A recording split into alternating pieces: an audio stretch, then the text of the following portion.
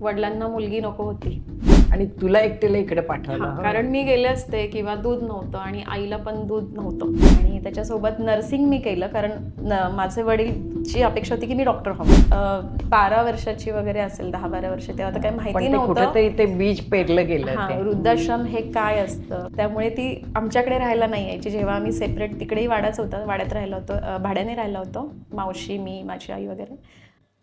नमस्कार अनिता.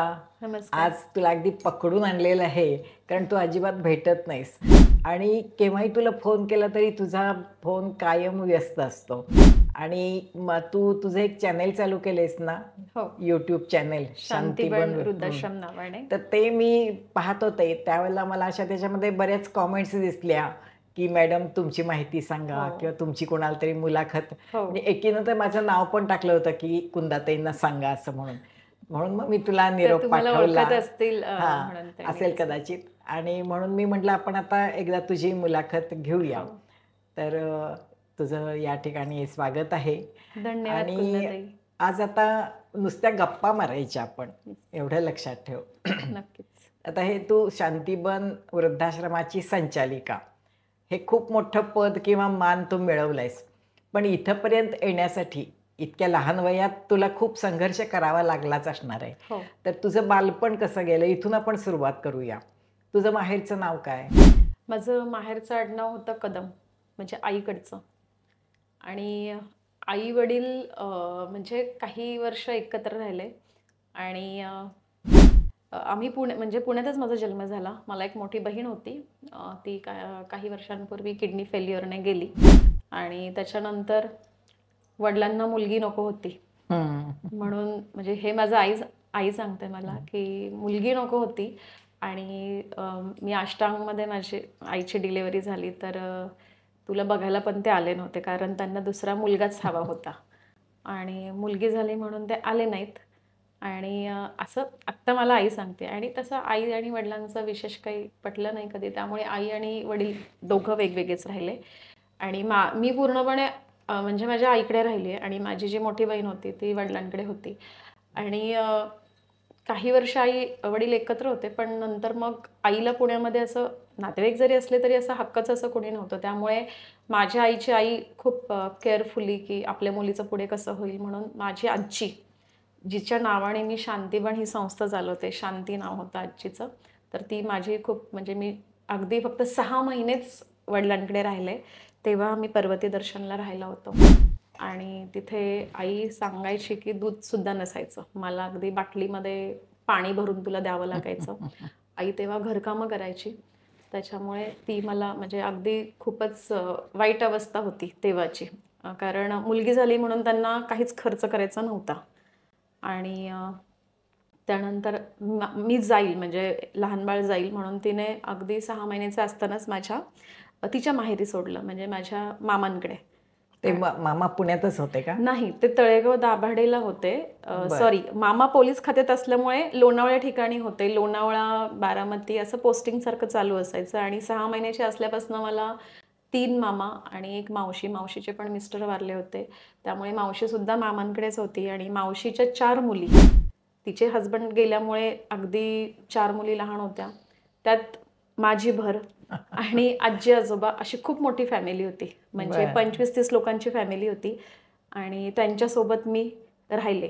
6 महिन्याचं काहीच कळत नव्हतं आणि वडील काय असतात हे मी खरंच बघितलं नव्हतं, किंवा आई कशी दिसते हेही मला माहिती नव्हतं. कारण आई कुठे होती त्यावेळेला? आई वडिलांकडेच होती. आणि तुला एकट्याला इकडे पाठवलं? कारण मी गेले असते किंवा दूध नव्हतं आणि आईला पण दूध नव्हतं. आई घरकामं वगैरे, कामाला कोण जाणार तेव्हा आई बऱ्याच ठिकाणी घरकामं करून पोट भरत होती आणि वडील अष्टांगामध्ये होते. पण त्याच्यानंतर मग साधारणतः मी 1ली-2रीत थोडंसं मला समजायला लागलं, तेव्हा आठवतंय की माझे 2 नंबरचे मामा होते, त्यांचं लग्न झालं. लग्नामध्ये खूप मोठे वाद झाले आणि तेव्हा आई कायमचीच आजीकडे निघून आली, म्हणजे माझी आजी घेऊन आली. आणि मग ते पिक्चरमध्ये थोडीशी स्टोरी घडते तसं माझी मोठी बहीण वडिलांकडे राहिली आणि मी आईकडे. त्यामुळे वडिलांचा आणि माझा कधी प्रश्नच नाही आला. आणि वडील भांडणं झाल्यामुळे कधीच आईला भेटायला आले नाही. आणि आईसुद्धा वडिलांकडे जाण्याचा एकदा दोनदा प्रयत्न केला, पण वडिलांनी घरात नाही घेतलं, लॉक लावून ते अरे बापरे. निघून गेले. आणि नंतर मग काही वर्षानंतर कळलं की त्यांनी सेकंड मॅरिड केलं. आणि मग नंतर कोर्ट वगैरे सगळं झालं, पण आईला काही अशी खूप अशी मदत नाही झाली. कारण माझी आई पहिल्यापासून खूप साधी, म्हणजे सर्वसामान्य महिलांपेक्षा साधी. ती अजूनही फोन वापरत नाही माझी आई. अरे बापरे. म्हणजे एवढा साधेपण आहे. तिला खरंच फोन वापरता येत नाही. मी तिला म्हटलं, अगं म्हणजे आपल्या आश्रमातल्या बायका सुद्धा ज्या कामाला आहेत त्या फोन वापरतात, एवढ्या तू थोडं तरी ऍक्टिव्ह हो. तिला फोनचं काहीच कळत नाही, म्हणजे खूप साधी. मी तिला आत्ताही म्हणते, तुझ्या जागी मी असते आणि जर माझ्या नवऱ्याने दुसरी बायको केली असती तर मी त्याला काय नसतं केलं. पण तू एवढी साधी का? पण ठीक आहे, आता तिचा स्वभावच तसा होता, तो कधीच बदलला नाही, अजूनही बदलला नाही. मग आणि आता सध्या आई तुझ्याकडेच आहे. आई माझ्याकडेच असते आणि माझं बालपण पूर्ण मामांकडेच गेलं. मामांकडे मी जवळजवळ 7वी शिक्षण होईपर्यंत राहिलं. आणि जसं मामांच्या बदल्या व्हायच्या तसं मामाची बायको आणि एक स्वामींच्या कृपेनेच म्हणेल की मामांना 10 वर्षांनी मूल राहिलं, कारण त्यांना मूल राहिलं नव्हतं. बरं. त्यामुळे माझं त्यांनी लहानपणापासून मी लाड केले. 10 वर्षाची होईपर्यंत खूप छान मला प्रेमाने वाढवलं, लाडात वाढवलं. मला वडील काय हेच माहिती नव्हतं, कारण वडील आमच्याकडे कधी आलेच नाहीत तिकडे. आणि नंतर पण आले नाहीत? नाही, तुला वडील आठवतच नाहीत? आईला मारहाण करायची एवढंच माहिती होतं. त्यामुळे वडिलांविषयी माझ्या मनात खूप राग होता. एक दोनदा आम्ही लोणावळ्याला राहिलो होतो, पोलीस लाईन होती, तेव्हा आले होते वडील भेटायला, पण मी बेडखाली लपून बसले होते. म्हणजे मला आठवतं, कारण वडील हे भयानक असतात हे मला माहिती होतं. आणि मी बेडखाली जाऊन लपून बसले होते. आणि वडील जेव्हा गेले तिथनं निघून, कारण माझ्या मामांची आणि वडिलांची खूप चांगली मैत्री होती, मग त्याच्यानंतर जी मोठी भांडणं झाली तेव्हा मग आई कायमचीच तिकडे आली. तेव्हा मी 7 ते 8 वर्षाची असेल. आणि तेव्हा मी आईला आधी मावशी म्हणायचे, कारण माझ्या मावशीच्या मुली माझ्यासोबत राहायच्या, त्या पण इकडेच होत्या ना, त्यांचं असं झाल्यामुळे मावशीचं. त्या मावशी म्हणायच्या, मी माझ्या आईला मावशी म्हणायचे. आणि नंतर कळलं ही माझी आई आहे, कारण लहानपणापासून सगळं मामांनीच केलं. मग आजी होती का त्यावेळेला? आजी होती, आजोबा होते, म्हणजे माझ्या आईचे. म्हणजे तुमची एकत्र फॅमिली खूप होती? एकत्र, हा. आणि अगदी 30-35 लोकांची फॅमिली होती. तळेगावला? लोणावळा. लोणावळा. लोणावळ्यामध्ये तुंगारली म्हणून गाव आहे. बरं. तर नंतर तिथे आता जो बायपास झालाय तो मोठा रोड झाला. आणि तेव्हा मला आठवते, मी 4थी पर्यंत लोणावळ्यामध्येच माझं शिक्षण झालं. कॉर्पोरेशन शाळेत मी शिकले. आणि त्याच्यानंतर मग बदली मामांची बारामतीला झाली. मग सगळं ते घर पूर्ण रोडमध्ये गेला. तेव्हा काहीतरी अमाऊंट 1 लाख का 1.5 लाख मामांना मिळाली त्याचे मोबदला घराची. आणि आमच्या मामांनी जे घर घेतलं तर सगळे बाजूला ऍक्टर लोकांचेच बंगलो वगैरे होते, म्हणजे छान एरियात होतं. पण शेवटी ते रोड ह्याच्यामध्ये गेलं. आणि त्याला आता खूप वर्ष झाले, म्हणजे तेव्हा मी 4थीला होते. तुम्ही नंतर बारामतीला गेला? हो, 35 वर्ष. पुढचं शिक्षण तुझं? बारामतीत 1-2च वर्ष होते मी तिथे. आणि त्याच्यानंतर पुन्हा मग तळेगावला स्थायिक झाले मामा. मग मी पुन्हा तळेगावला मामांसोबत. आणि मग त्याच्यानंतर शेवटी किती जरी एकत्र राहिलं तरी कुठे ना कुठे वाद होतात. मग नंतर माझी आई, मावशी आणि माझे आजोबा आणि मी, माझे एक लहान मामा होते, त्यांचं लग्न नव्हतं झालं. आणि मावशीच्या 4 मुलींपैकी ऑलरेडी 3 मुलींची लग्न मामांनीच केली होती, कारण मामा खूप पहिल्यापासून माणुसकी आणि एक दयाळू. तर मावशीच्या मुलींची लग्न पण मामांनीच केली, एज्युकेशन मामांनीच केलं.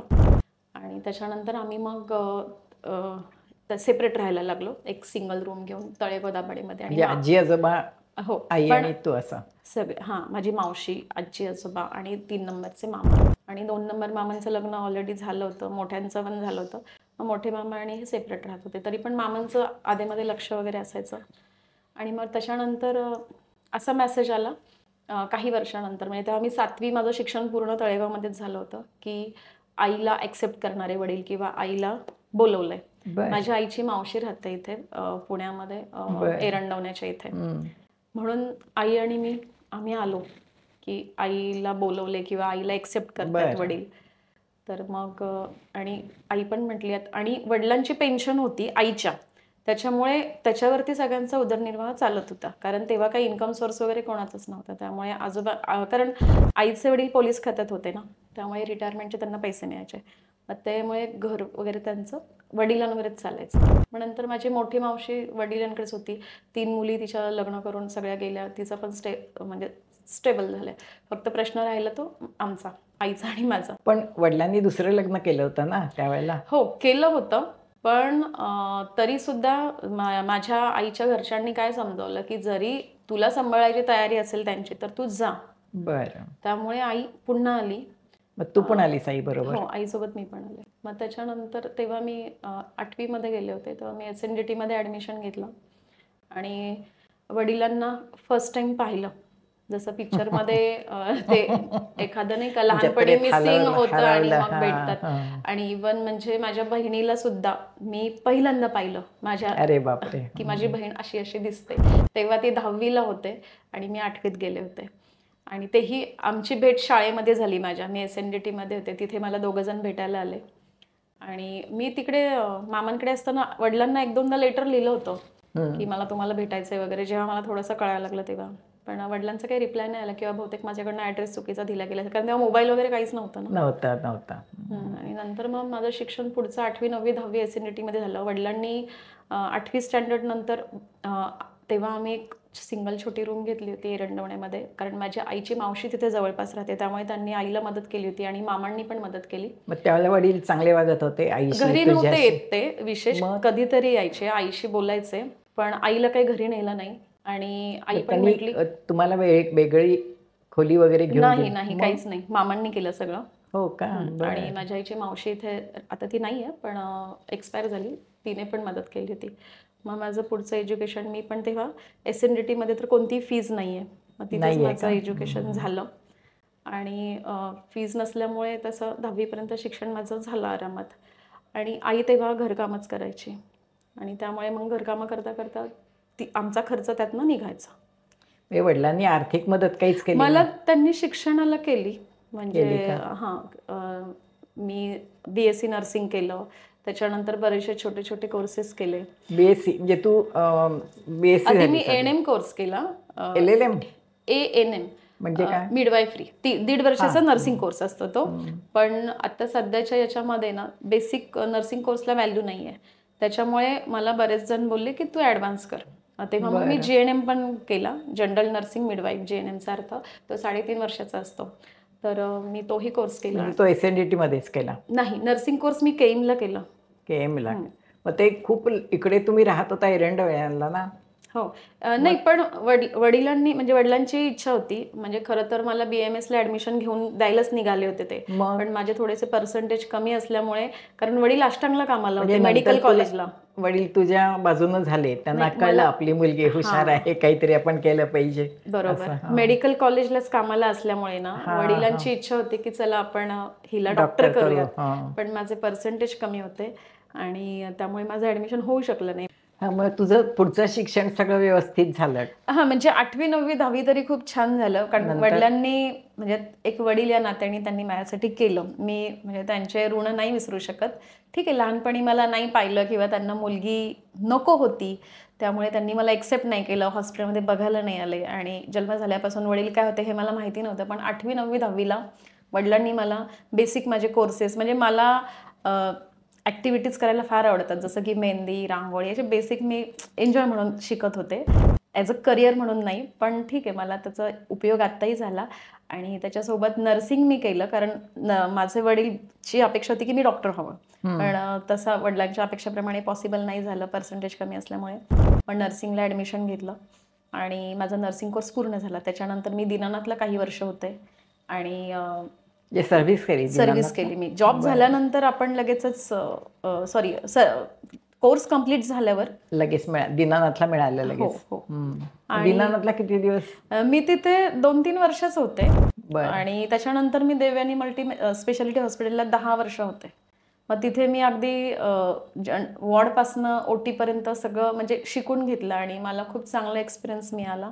त्याच्यामध्ये ऑपरेशन थिएटर, एक्सरे, सगळ्या गोष्टी येतात. म्हणजे आत्ताही कोणी सांगितलं बा एक्सरे कर, एखादा पेशंट पडलाय सुचरिंग करा, म्हणजे त्यावेळेस आम्हाला तिथे जे शिकायला मिळालं ते पूर्ण आयुष्यभर उपयोगी पडेल असं खूप साऱ्या गोष्टी. कारण पण देवयानी हॉस्पिटलमध्ये मध्ये एकदा मी गेले होते काही कारणानं, त्यावेळेला त्या मॅडम तुझ्याबद्दल खूप छान बोलत होत्या की ती आमचीच मुलगी आहे, तिच्या 2 डिलिव्हरी इथंच झाल्या, फार चांगली मुलगी आहे वगैरे वगैरे. असं सहसा बॉस कोणाबद्दल बोलत नाहीत, पण तरी बोलतात. म्हणजे तू त्यावेळेला चांगलं काम केलं. मी तिथे 10 ते 12 वर्ष असल्यामुळे, म्हणजे लिमये फॅमिली जी आहे, सरांची मिसेस आणि सर, खूप असं चांगली अटॅचमेंट झाली होती आणि माझं काम पहिल्यापासून एकदम चांगलं असायचं. म्हणजे मी तिथली जे झोकून देऊन करायचं. पेशंट होते ना, इव्हन कधी तिथे ओपीडीला आले किंवा ऍडमिट व्हायला आले तरी त्या सिस्टरांकडनंच आम्हाला इंट्राकॅथ लावून घ्यायचं आणि त्यांच्याकडनंच इंजेक्शन हवंय. म्हणजे आवड म्हणजे तुला होती मला सेवा हो. एखाद्याची करायची. हा जो सेवाभाव हा रक्तात असावा लागतो.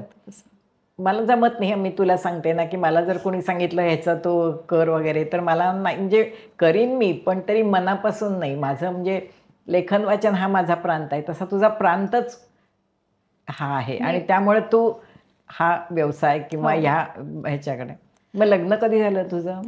मला म्हणजे लग्नाच्या आधी जेव्हा मी 7वीत होते, जेव्हा मी माझी आजी, आईची आई, मी शाळेतनं आले की तेव्हा आम्ही सेपरेट राहायचो. माझी मावशी, मी, मामा आणि मामी, ते असे वाडे होते तेव्हा तळेगावमध्ये. आधी मामींचा वाडा लागायचा, मामांचा, आणि आमच्या शाळेतनं तोच रोड होता जाणारा. मग मी ज्या रोडनी जायची तिथे माझी आजी त्या वाड्याच्या बाहेर येऊन उभी राहायची खोबरं आणि गुळ घेऊन. की शाळेतनं आलेलं ती इथनं काढायची, धर घे पटकन. आणि मग आणि खूप वर्षांनी मामांना मुलगा झाला होता 10 वर्षांनी. त्यामुळे तिचं सगळी ओढ मामांच्या म्हणजे नातवाकडे. आणि तिला किती प्रयत्न केला की तुझ्या लेकींकडे राहायला जा, नाही म्हणे मला माझं नातू प्रिय आहे. त्यामुळे ती आमच्याकडे राहायला नाही यायची. जेव्हा आम्ही सेपरेट, तिकडेही वाडाच होता, वाड्यात राहिलो होतो, भाड्याने राहिलो होतो, मावशी, मी, माझी आई वगैरे. त्यामुळे तेव्हा आधेमध्ये मी राहायला जायचे मामांकडे. म्हणजे आधीची फॅमिली सगळी एकत्र होती पण सगळ्यांचे लग्न झाल्यावर मग थोडंसं वेगवेगळे सगळे सेपरेट राहायला लागले. मग आजीचे पाय तेव्हा मी चेपायचे. मग ती मला म्हटली होती की तू माझ्या नावाने आयुष्यात असं काहीतरी कर की लोक तुझं नाव काढतील किंवा माझंही नाव काढतील आणि एक चांगलं काम कर तू. म्हणजे एक सोशली म्हणू शकतो आपण, एक सगळ्यांना वृद्धांची सेवा कर असं मला क्लिअर आजीनंच तुझ्या मनावर बिंबवलं चांगलं. हां, तेव्हा मी हार्डली 12 वर्षाची वगैरे असेल, 10-12 वर्ष. तेव्हा तर काही माहिती नव्हतं. कुठेतरी ते बीज पेरलं गेलं. हां, वृद्धाश्रम हे काय असतं किंवा कन्सेप्ट काय असतं काहीच नव्हतं तेव्हा. वृद्धाश्रम ही संकल्पना नव्हती त्यावेळेला. आणि तेव्हापासून माझ्या डोक्यात इथे बसलं की आपण असंच करायचं. आणि मला खरंच आवडायचं. म्हणजे तेव्हाच माझ्या आजीचे पाय चेपणं, कोणी आवाज दिला तर पटकन त्यांना हाताला धरून आणणं, तेव्हा खूप असं एक आवडायचं मदत करणं. मग ते डोक्यात तेच आपल्याला नर्सिंग करायचं, हे करायचं. मग ते 10वीत कळलं की नर्सिंग कोर्स वगैरे असतो वगैरे.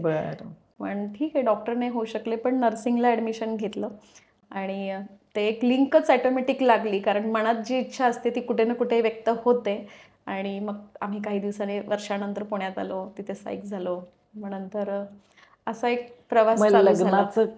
लग्नाचं कुणी खटपट वगैरे केली? लग्नाचं कसं झालं, मग प्रत्येकाची फॅमिली आणि प्रत्येकाचं एक पर्सनल लाईफ चालू झालं होतं. मामांचं, त्यांना मुलं झाली, मावशींच्या मुलीची लग्न झाली.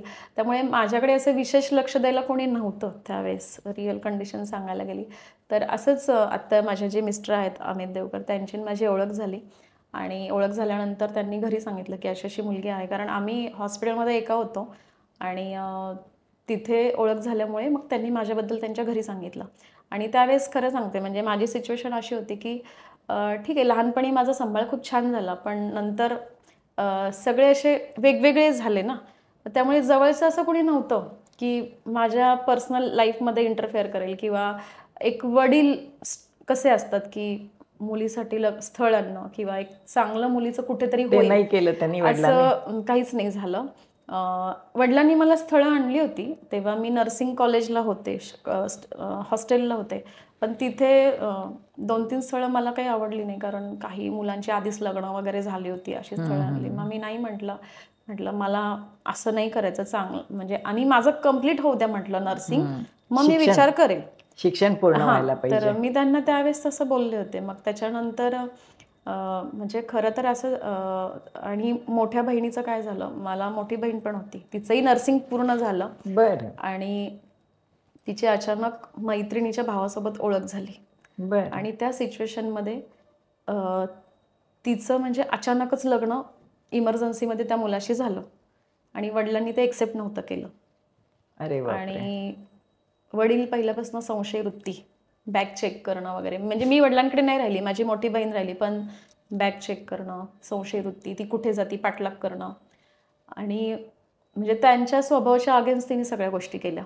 आणि आजी, ती आणि ते तिघंच राहायचे. आणि जे सेकंड मॅरिड केलं होतं ती वाईफ आधीमध्ये वडिलांना भेटायला यायची इकडे. आणि वडिलांचं एक होतं की ते चांगल्या ठिकाणी कामाला होते, शिपाईच होते, काय मोठे क्लार्क वगैरे या हाय क्लास नव्हते, पण शिपाई म्हणून ते. पण त्यांना डोकं फार होतं, म्हणजे जिथे जाईल तिथे स्वतःची प्रॉपर्टी घेणार. हो का? हां, म्हणजे हे विकलं की त्या अमाऊंटमधनं दुसरं घर, ते विकलं की. हा. आणि संशय वृत्ती की आता बरं. माझी बहीण कशी वयात आली होती, मोठी होती, हां हिला कोणीतरी त्रास देत असेल, हा. मग इथे नको राहायला, इथे 6 महिने राहू. परत एरोड्याला जाणार, तिथे 1-1.5 वर्ष राहिले, परत वडगाव बुद्रुकला घर घेतलं. स्वतःची घरं, ते पण भाड्याने नाही, हो, वडिलांनी स्वतःची घर घेतली. स्वतःची घरं घेतली प्रत्येक मग ठिकाणी. तुम्हाला दिलं का एखादं घर? नाही, आम्हाला काहीच नाही दिलं. आणि नाही, आईला वगैरे नाही? नाही नाही. आणि मग ते असे बऱ्याच ठिकाणी घरं बदलत गेली आणि बहिणीला जे करायचं ते तिने केलं. आणि त्या दिवसापासून वडील जे डिप्रेशनमध्ये गेले की माझ्या मुलीने असं केलं. आणि तो मुलगा मुंबईचा होता, पोलीस खात्यातच होता तो सुद्धा, पण खूप चांगला बिहेवियर नव्हता त्या मुलाचा ज्याच्याशी तिने लग्न केलं. कारण अल्कोहोलिक होता, दारू पिऊन तिला खूप त्रास द्यायचा. तिला आधी नाही कळलं? आणि ती लग्नानंतर माझ्याकडे 4 वेळा येऊन गेली होती बेकार अवस्थेमध्ये, की नवऱ्याने मारहाण केली. आणि शेवटी अति केलं की कुठेतरी माती होते. आणि कालांतराने लग्नाच्या म्हणजे 6 वर्षच ते राहिले असतील, 6 ते 7 वर्ष दोघं जण. आधी तिचा नवरा हार्ट अटॅकने गेला, कारण तो 24 तास दारू प्यायचा. तो गेला, सकाळी उठल्यापासून रात्रीपर्यंत दारू पिणं असायचं.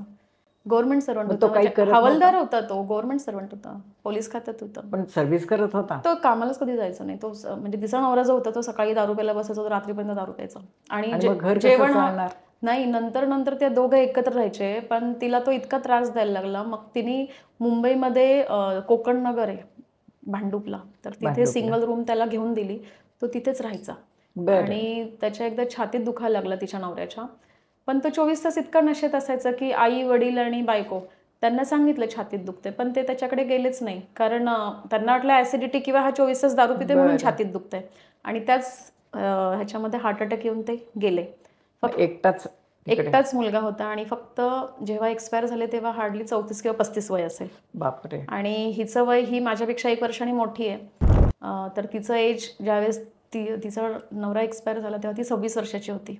आणि लहान होती, खूप लहान होती. आणि सगळ्यात मेन म्हणजे तिला 2 वर्षापूर्वी किडनी फेल्युअर डिटेक्ट झालं. 1 वर्षापूर्वी तिला 2014 मध्ये किडनी मिळणार होते, 2013 मध्ये तिला किडनी फेल्युअर डिटेक्ट झालं की किडनी फेल्युअर आहे. कारण ती ऐकत नव्हती कोणाचं, तिला डायलिसिस चालू केलं. आणि त्या सिच्युएशनमध्ये नवऱ्याचा सपोर्ट नव्हता. मग ती सर्व्हिस करत होती का? तिचं पण नर्सिंग झालं होतं ना. आणि ती तिचा पगार चालू होता, कोकाडला कामाला होती, चांगल्या इंटरनॅशनल हॉस्पिटलमध्ये कामाला होती. घर चालू केलं तिनं, ठेवलं. आणि तिचे सासू सासरे जरा चांगले होते की जेणेकरून तिला सहमत होते, कारण त्यांना माहिती होतं आपला मुलगा कसा आहे. म्हणजे तिचं पण लाईफ खूप असंच गेलं, कारण वडिलांचं थोडंसं जर ऐकलं असतं तर कुठेतरी ती स्टेबल झाली असती. तिला मुलं वगैरे? तिला एक मुलगी आहे. तिची मुलगी आता छान, आता फर्स्ट इयरला आहे. आणि आता वडिलांच्या नावावर ती लागेल. म्हणजे आधी तिचे मिस्टर गेले आणि 6 महिन्यांनी ही गेली. असं म्हणजे पाठोपाठ गेले? होय. कारण हिचं किडनी फंक्शन आणि क्रिएटिनिन खूप वाढलं होतं. तिला सांगितलं होतं ट्रॅव्हल्स करू नकोस, धुळीत जाऊ नकोस, पण ही त्याच्या अगेन्स्ट वागायची. म्हणजे ती स्वतः नर्स होती आणि तिला माहिती होतं माझ्या किडन्या फेल आहे, तरी सुद्धा त्यावेळेस तिने तिची, म्हणजे माझी पण आत्याच आहे, कारण वडिलांच्या नातेवाईकांशी मी जास्त कनेक्ट नाही आहे, कारण पहिल्यापासून कधी संपर्क आला नाही. तर ती माझ्या वडिलांची आत्या, सॉरी माझी आत्या, तिची पण आत्या, तर त्यांच्या घरी गेली होती शिरूरला. आणि तिथे विहिरीवरनं पाणी भरलं, पायावर एवढी सूज आली होती. डायलिसिसमध्ये काय असतं, वेळेवर डायलिसिस करणं गरजेचं असतं. जर तुमचे पाय एवढे फुगले आणि क्रिएटिनिन वाढलं तर तुम्हाला काही होऊ शकतं. तर ती 2-3 दिवस ते खेडेगावात पूर्ण विहिरीवर पाणी भरणं, आपल्याला एवढा त्रास आहे आणि ह्या सिच्युएशनमध्ये तू असं का केलंस. मुलीला घेऊन गेली ती आणि कधीही सासूला घेऊन जात नाही. त्याच वेळेस सासू, मुलगी आणि ती तिघीजणी गेल्या होत्या शिरूरला. एक निर्वी म्हणून गाव आहे शिरूरमध्ये, तर तिथे राहिल्या तिथे 2-3 दिवस. आणि तिथनं येताना ट्रेनमध्ये बसली, मला फोन केला की माझ्या पायावर खूप सूज आली वगैरे. मी तिला ओरडले, म्हटलं तुला एवढं माहिती, तू का म्हटलं 2 दिवस तिथे राहिलीस, आपलं निघून यायचं, डायलिसिस आहे तर करून घेऊ. म्हटलं आता तू चैन खेच आणि कुठेतरी थांब म्हटलं, कारण ती लोणावळ्याच्या तिथे होती. आणि ती अंबरनाथपर्यंत आली आणि ऑन द स्पॉट ट्रेनमध्येच गेली. ती गेली. क्रिएटिनिन 12 झालं होतं. मग आता तुला सख्ख कोणी नाही, फक्त आई? फक्त आई आहे. सख्ख म्हणजे आपले सगळेच सख्खे आहेत. आजीची इच्छा म्हणून तू शांतीबन वृद्धाश्रम चालू केलास. मग तो लग्नानंतर केला का? लग्न कसं झालं जरा सांग ना. लग्न म्हणजे मला विचारलं बा असं असं आहे आणि माझ्या मिस्टरांच्या घरची जॉईंट फॅमिली आहे. आई वडील नाही त्याला, आई आहे, चुलते चुलता, आजी, भाऊ अशी सगळी जॉईंट फॅमिली आहे. तर म्हटलं ठीक आहे, कारण त्या सिच्युएशनमध्ये मला मदत करायला कोणीच नव्हतं खरं सांगायला गेलं तर, की आपण हे करू ते करू. तर तरी पण ह्यांनी डिमांड केली की आम्हाला एक तुम्ही 50,000 द्या आणि लग्न करून वगैरे. बरं. हां, पण त्यावेळेस ठीक आहे म्हणजे कमर्शियल एक आर्थिक परिस्थिती, कमर्शियल नाही, एक आर्थिक परिस्थिती एवढी चांगली नव्हती. पण तरी पण आम्ही त्या अटी म्हणजे माझ्या आईने मान्य केला आणि करून दिलं लग्न. म्हणजे तुझा पगार त्यावेळेला पगारातनं तू ठेवले असशील थोडे हां, पैसे. काही आईने बऱ्यापैकी मदत केली, कारण आई कामाला जात होती त्याच्यामुळे म्हणजे आईला थोडंसं आईने बऱ्यापैकी पैसे ॲडजस्टमेंट मिळत करून होते. हां, ते करून दिलं. आणि वडिलांना मी दाखवलं होतं, मिस्टरांच्या घरी नेलं होतं की असं असं आहे, तुम्हाला आवडलं का वगैरे मुलगा. तर वडिलांना नाही आवडलं, कारण त्यावेळेस त्यांचं कौलारू घर वगैरे एकदम साधं घर होतं. आणि थोडंसं त्या म्हणजे माझ्या मिस्टरांचा आवाजाचा प्रॉब्लेम आहे, घोगरा आवाज आहे आणि त्यामुळे त्यांना विशेष नाही आवडलं. मग तरी पण मी त्यांना म्हटलं की तुम्हाला नसेल आवडलं तर तुम्ही मला सांगा, तुम्ही म्हणाल त्या मुलाशी मी तयार आहे. पण वडिलांनी म्हणजे थोडंसं दुर्लक्ष. बहिणीचं असं झालं, त्यामुळे ते डिप्रेशनमध्ये होते, टेन्शनमध्ये होते. पण ते तुझं तू काही पण कर. हां, तसंच बोलले मला ते. मग नंतर मी अजूनच हे झाले की कुणीच नाही सगळ्यांनी असं पाठीशी. केलं तर आपण काय आपल्या करायचं, पाठीशी कोणी नाहीये. कोणीच नाही. मग मी त्यावेळेस जे समोर आलं त्या व्यक्तीला हो म्हटलं आणि लग्न झालं. मग लग्नानंतर मी स्वतः जॉबच करत होते. जॉब काय मी सोडलं. देवयानी हॉस्पिटल. हो, म्हणजे इवन तेव्हापासून ते आत्तापर्यंत जो स्ट्रगल आहे ते सगळं मीच बेअर करते आहे, की जसं आपल्याला सपोर्ट पाहिजे तसा नाही मिळाला. म्हणजे आईकडचं तर कोणी नव्हतंच. पण तुमचं घर कुठे आता? म्हणजे सासर त्यावेळेचं बारजाला? नाही, न्यू आहिरे गाव म्हणून जे गाव आहे तिथे म्हणजे मिस्टर वगैरे सगळे जॉईंट देवयानी फॅमिली हॉस्पिटल पर्यंत कशी जायचीस तू? मी माझ्याकडे ना, मी अगदी 10वी-12वी पासून माझ्याकडे गाडी होती आणि मी स्वकष्टाने ती एक गोष्ट सांगायची राहिली की आई जॉब करायची. 8वी 9वी 10वीत आम्ही जेव्हा फर्स्ट इकडे शिफ्ट झालो पुण्यामध्ये, तेव्हा मग माझी शाळा 12 वाजता असायची. म्हटलं मग 12पर्यंत काय करायचं. तर म्हणजे इव्हन माझ्या आईचे मावशी राहायची सख्खी, तर त्यांचं इस्त्रीचं दुकान होतं. तर ते मला म्हणजे थोडं लांब होतं आमच्या घरापासून. मी आधेमध्ये जायचे तर ते मला 10 रुपये दे, 5 रुपये दे खाऊ खायला किंवा वही आणायला. मग मी त्या वह्या घ्यायचे. 8वी 9वी 10वीला वह्या गोळा करून वगैरे मी त्यातनं अभ्यास करायचे. आणि तेव्हा मी सुद्धा कामाला जायचे, घरकामं करायचे. कारण सकाळी 12 वाजता शाळा असायची ना, मग सकाळी 8 ते 12 तो वेळ मिळायचा. मग मी जिममध्ये वगैरे तिथे टायमिंग काउंट करणं वगैरे असं पार्ट टाईम छोटंसं काहीतरी काम असायचं, किंवा कोणाच्या घरी कपड्यांच्या घड्या घालणं, किंवा काही मदत कोणाला लागते, कांदा कटिंग करून दे, लसूण सोलून दे, अशी छोटी छोटी मी कामं करायचे. तेव्हा ती जी अमाऊंट मिळायची किंवा पैसे मिळायचे त्यातनं सुद्धा मी माझा स्वतःचा शाळेचा खर्च करायचे. म्हणजे जरी स्कूल फ्री होती तरी बाकीचे असतात वह्या, पुस्तकं. म्हणजे आईला तेव्हा मी काही विशेष त्रास नाही दिला, कारण आईला घर भाडं होतं, बाकीच्या गोष्टी होत्या. आणि हे सगळं झाल्यानंतर मग जॉबला झाल्यावर मग थोडीशी कुठेतरी स्टेबल झाले, की आता मी माझं स्वतःचं बघू शकते. आणि मग त्याच्यानंतर काही वर्षांनी लग्न झालं. तुझ्या सर्व्हिसला सासरच्यांचा पाठिंबा होता? हां, तसं त्यांना शेवटी मीच कमावणार होते आणि पैसे खर्च मलाच करावे लागणार होते स्वतःसाठी. पण तरी घरातल्या कामाला नाहीये असं होतं ना थोडं? हो, नाही, घरातलं असं विशेष काही काम नव्हतं, कारण माझ्या सासूबाई सगळं करायच्या. घरातलं विशेष काही टिफिन वगैरे त्याच बनवायच्या मला पण सकाळच्या, कारण पेमेंट मी अर्ध घरात द्यायचे आणि हाफ पेमेंट मी माझे काही गाडीचे हप्ते वगैरे असायचे किंवा माझ्या मुलीचा खर्च. कारण मिस्टरांचं पण. मुलगी लगेच झाली का? हो, लगेचच झाली.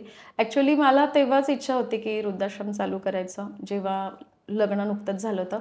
पण मला म्हणजे असे स्ट्रॉंग पॉवर, एखादी सपोर्टिव्ह व्यक्ती असं कोणी नव्हतं. घरून सासर माहेर कोणाकडून मदत नाही, कोणाचीच मदत नव्हती. आणि माझा स्वभाव असा आहे की मी कधीच कोणाकडे काही मागायचं नाही, आपल्या जीवावर आपल्या स्वतःच्या स्वबळावरती जेवढं जमेल तेवढं करायचं. म्हणजे अजूनही आतापर्यंत मी कधीच कोणाकडे हात नाही पसरले आणि मला स्वामींच्या कृपेने तशी गरजही नाही पडली. मग आता तुला किती मुलं आहेत? आत्ता मला 2 मुलं आहेत, एक मुलगा आणि मुलगी. लग्नानंतर 6च वर्ष मी तिथे राहिले, म्हणजे माझ्या सासरी एकत्र. तेव्हा मी जॉबच करायचे. आणि तेव्हाही विशेष कोणाचा सपोर्ट नव्हता, कारण मी माझा जॉब करून माझं स्वतःचं मुलीचं आणि माझं भागेल एवढं तरी मला पगार मिळायचा. आणि त्याच्यानंतर म्हटलं आता जॉब करणं मला म्हणजे स्वतःचं काहीतरी अस्तित्व निर्माण करणं गरजेचं होतं. आणि अस्तित्वापेक्षा आपल्याला जो माझा एम्स होता, की जो मी आधी ठरवला होता की मला वृद्ध लोकांची सेवा करायची, तर तो मी ठरवला होता की आता लग्न झालं, मूल पण झालं, आता काहीतरी करायचं. तेव्हा माझी मुलगी एक 5 वर्षाची होते, 4-5 वर्षाची. मग तिला स्कूलमध्ये फीज वगैरे सगळ्या गोष्टी मीच बघत होते. घरातलं कोणी सपोर्ट पण करत नव्हतं आणि मी मागत पण नव्हते कोणाकडे. आणि त्या सिच्युएशनमध्ये मग मला म्हटलं पैसे तर आपल्याकडे काहीच नाही आहे, मग सुरुवात कशी करायची. तर नंतर मुलगा पण झाला ना तुला? हो, पण जेव्हा मी हे वृद्धाश्रमाची सुरुवात केली ना, तेव्हा माझ्याकडे म्हणजे मला इच्छा होती की काहीतरी आपण स्वतःचं काहीतरी करायचं, म्हणजे वृद्धाश्रमाची स्थापना करायची की जिथे ज्येष्ठ नागरिकांना आपल्याला सांभाळता येईल. आणि जो माझा एम्स आहे की काहीतरी एक सोशल काम, चांगलं काम समाजात करायचं, अशी माझी इच्छा होती पहिल्यापासून. म्हटलं ती तरी आपण आता प्रयत्न करूया. आणि तो विचार करता करता म्हटलं पैसे तर माझ्याकडे नाही आहेत, मग काय करायचं. तर मामांनी, म्हणजे मामा पण त्या लग्नाच्या विरोधातच होते माझ्या, त्यांना तो मुलगा पसंत नव्हता. पण तरी पण मामांनी त्यावेळेस मला एक 2 तोळ्याचं मंगळसूत्र घातलं होतं. मामांनी घातलं होतं. मामांनी, सासऱ्याच्याने नाही काही घातलं? नाही.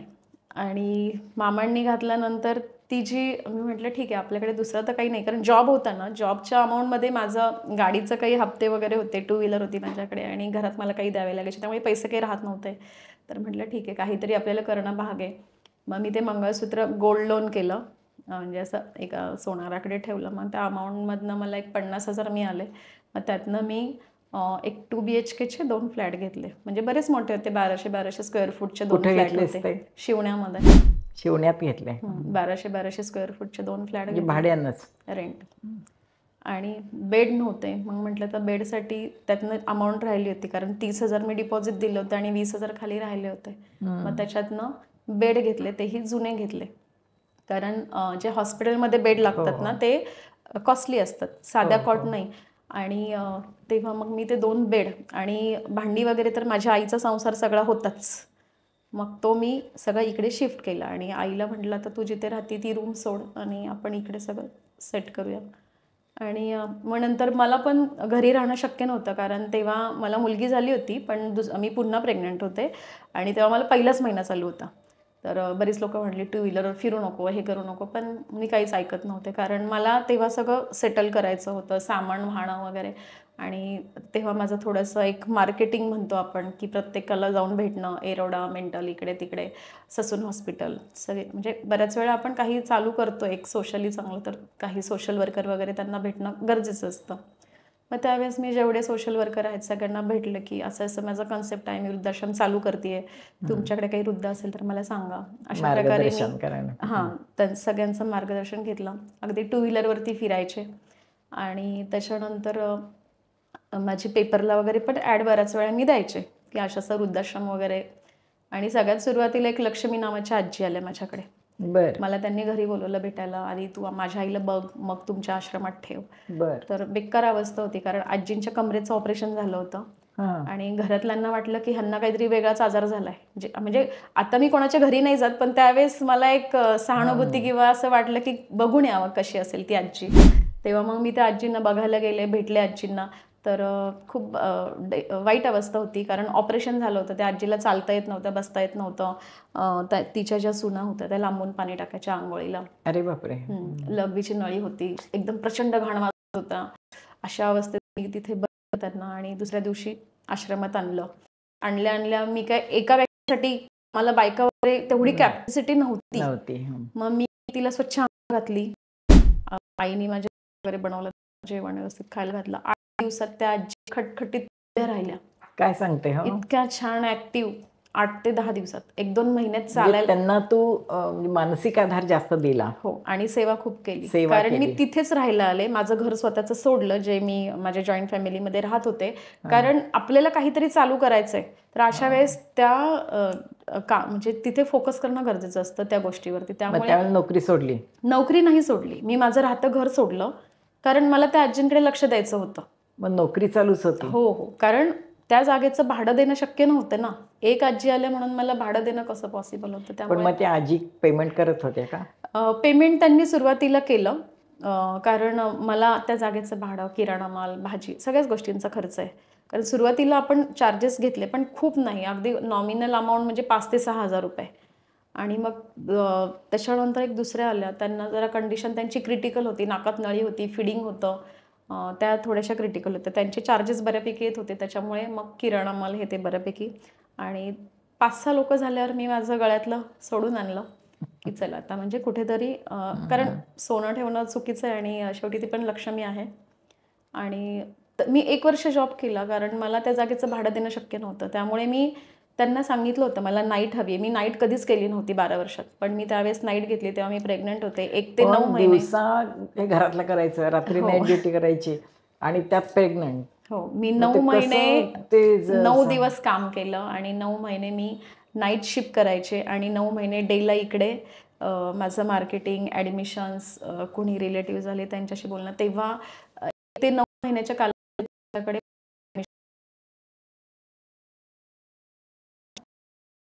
एक जागा होती. एक 9 महिने भाजीपाला भरणं, किराणा भरणं सगळं करून मग ॲडमिट झाले. मला मॅडम ओरडल्या की अगं तू म्हणजे कसं असतं लायकर लीक झालं किंवा बाळ कोरडं पडलं तर प्रॉब्लेम होऊ शकतो. पण म्हटलं ठीक आहे तर मग. आणि तेही माझी नॉर्मल डिलिव्हरी झाली, पहिली पण आणि दुसरी पण. आणि तेही मी स्वतः स्टाफ नर्स असल्यामुळे डिलिव्हरीला किती टाईम लागणार आहे मीच इन्फॉर्म माहित करायचे. होतं. मॅडमला मीच इन्फॉर्म करायचे, तुम्ही आता 1.5 तासात या, माझी डिलिव्हरी 1.5 तासांनी होणार आहे. म्हणे पहिलीच पेशंट अशी भेटली की तू मला इन्फॉर्म करते की तुझी डिलिव्हरी किती हे होणार आहे. आणि कारण मला गायनॅकचा खूप चांगला एक्सपिरियन्स होता, कारण मी डिलिव्हरीला वगैरे थांबायचे आणि बऱ्याच वेळा मॅडम नसताना पण मी डिलिव्हरी करायचे, कारण डॉक्टर येईपर्यंत बऱ्याच वेळा एखादी लेडीज आली. त्यामुळे मला तसं चांगला एक्सपिरियन्स होता. आणि त्या एक्सपिरियन्सचा मला वापर पण आत्ताही आश्रमात खूप चांगला होता. समजा एखादी आजी पडली, काही झालं तर अगदी सुचरिंग करण्यापासनं, तिचं ड्रेसिंग करण्यापासनं, नाकात नळी टाकण्यापासनं, सगळं मी करते. तूच करतेस मीच करते. हो, कारण आपण डॉक्टरांना इन्फॉर्म केलं की कसं डॉक्टरांची फीज वगैरे देणं बऱ्याच वेळा परवडत नाही. आणि जेव्हा त्यावेळेस 2015 मध्ये माझ्याकडे एक 16-17 लोक जमा झाली. मग लोकांच्या डिमांड वाढल्या, भरपूर लोक यायला लागली. आणि तेव्हा मग मी म्हाळुंगे म्हणून माहिती असेल तुम्हाला, बालेवाडी तिकडे असं बेसमेंटलाच एक 10 ते 12 रूम होत्या, गार्डन वगैरे छान होतं, तिथे चालू केलं. आणि कालांतराने हळूहळू मग ते संख्या वाढत गेली. आणि त्याच्यानंतर मग कुठेतरी असं वाटलं, कारण बरेच फोन यायचे, तुम्ही मोफत सांभाळता का, फ्री आहे का वगैरे, असे बरेच फोन यायचे. तर मग ससून हॉस्पिटलमध्ये गेल्यावर तिथली कंडिशन बघितली की बेवारस लोक म्हणजे नातेवाईक सोडून जातात किंवा नातेवाईक असूनही एक्सेप्ट करत नाहीये. एकदा ॲडमिट केल्यावर तिथनं निघून जात आहेत, फोनही करत नाही. कारण आमच्याकडे पण जे ॲडमिशन्स येतात ना, सुरुवातीला गोड बोलतात वगैरे सगळं, पण त्याच्यानंतर एकदा निघून गेले ना, परत डोकवायला येत नाही, बघायला सुद्धा येत नाही, काही घेणं देणं नसतं त्यांना.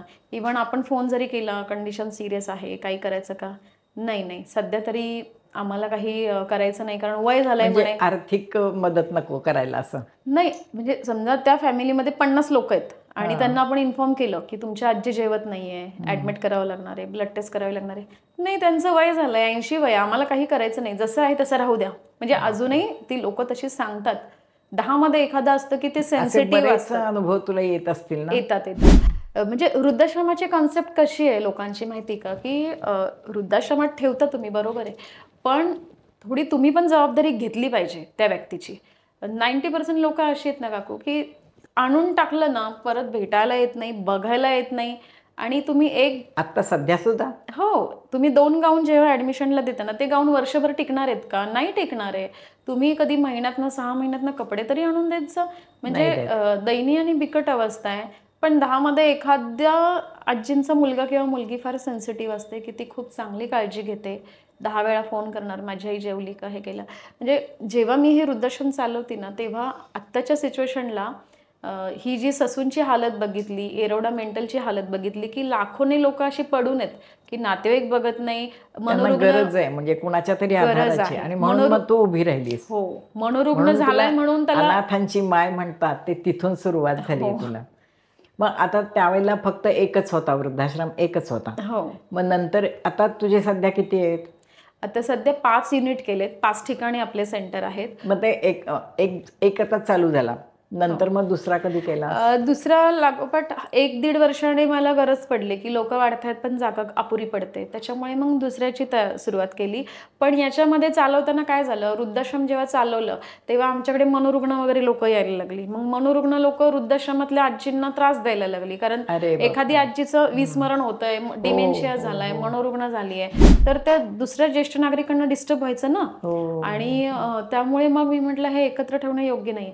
मग त्यामुळे मी मेंटल हेल्थ केअर असं चालू केलं, शांतीवन मेंटल हेल्थ, म्हणजे मनोरुग्णांसाठी सुद्धा चालू केलंय, की जेणेकरून मनोरुग्णांचं डिपार्टमेंट वेगळं असतं. ते कुठे आहे सध्या? ते वडगाव बुद्रुक मध्ये आहे, लेन नंबर 5. जागा वगैरे तुला मिळाली? जागा आता सध्या तरी कोणतीही संस्थेची स्वतःची मालकी हक्काची जागा नाहीये, सगळं मी भाडे तत्वावरती चालवतीये.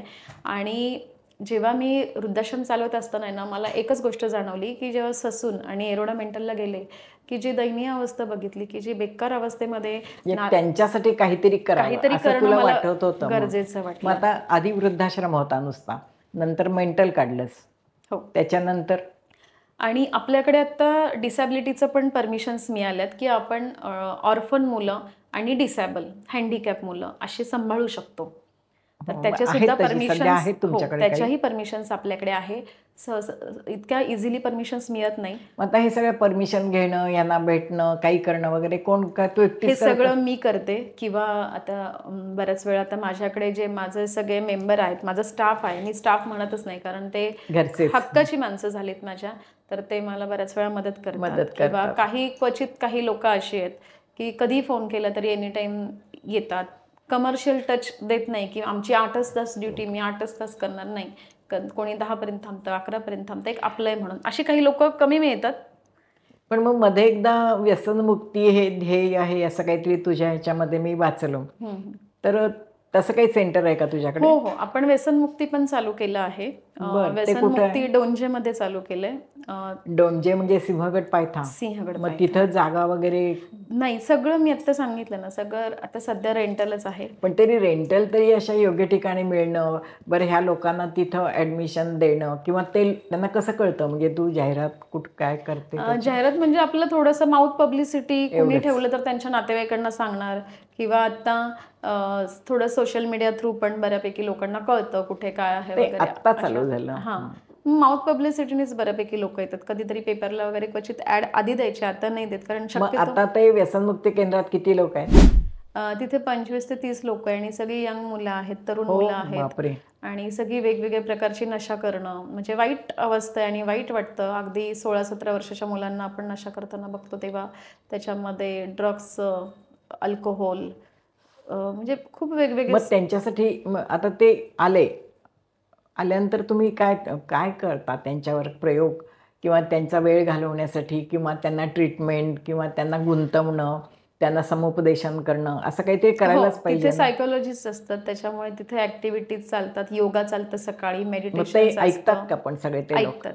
फक्त त्यातनं जर मनोरुग्ण जर असेल, सायकेट्रिक इश्यू असेल, तर त्याला काउन्सिलिंगचं एवढं नाही. तसंही आहेत लोक तुझ्याकडे? हां, कारण बऱ्याच वेळा काय होतं, तर समजा एखादा ॲडिक्शन ज्याचं वाढलं त्याला सायकेट्रिक सिम्पटम्स येतातच. एखादा गांजा ओढणारा व्यक्ती आहे तर त्याचं सगळ्यात आधी ब्रेनवर इफेक्ट होतो, आणि त्यामुळे सायकेट्रिक सिम्पटम्स चालू होतात त्या व्यक्तीला. त्यामुळे तो जरी ॲडिक्शनमुळे पण दारूचं व्यसन जास्त वाढलं तर त्याला ॲटोमॅटिकच तो मेंटली डिस्टर्ब होत राहतो ना हळूहळू, कारण मेंदूवर इफेक्ट होतो दारूचा पण. पण आता ते तिथे आल्यानंतर मग त्यांना बेड पाहिजे, त्यांचं जेवण खाण पाहिजे, त्यांना बाथरूम पाहिजे, हे सगळं म्हणजे तिथं तू सोयी करून घेतली? तिथे सोय केलेल्या आहेत. आणि मग त्यासाठी लागणारा स्टाफ होतो मॅनेज तिथे. असं काय आहे आता अशा प्रकारची कामं करायला मिळतात?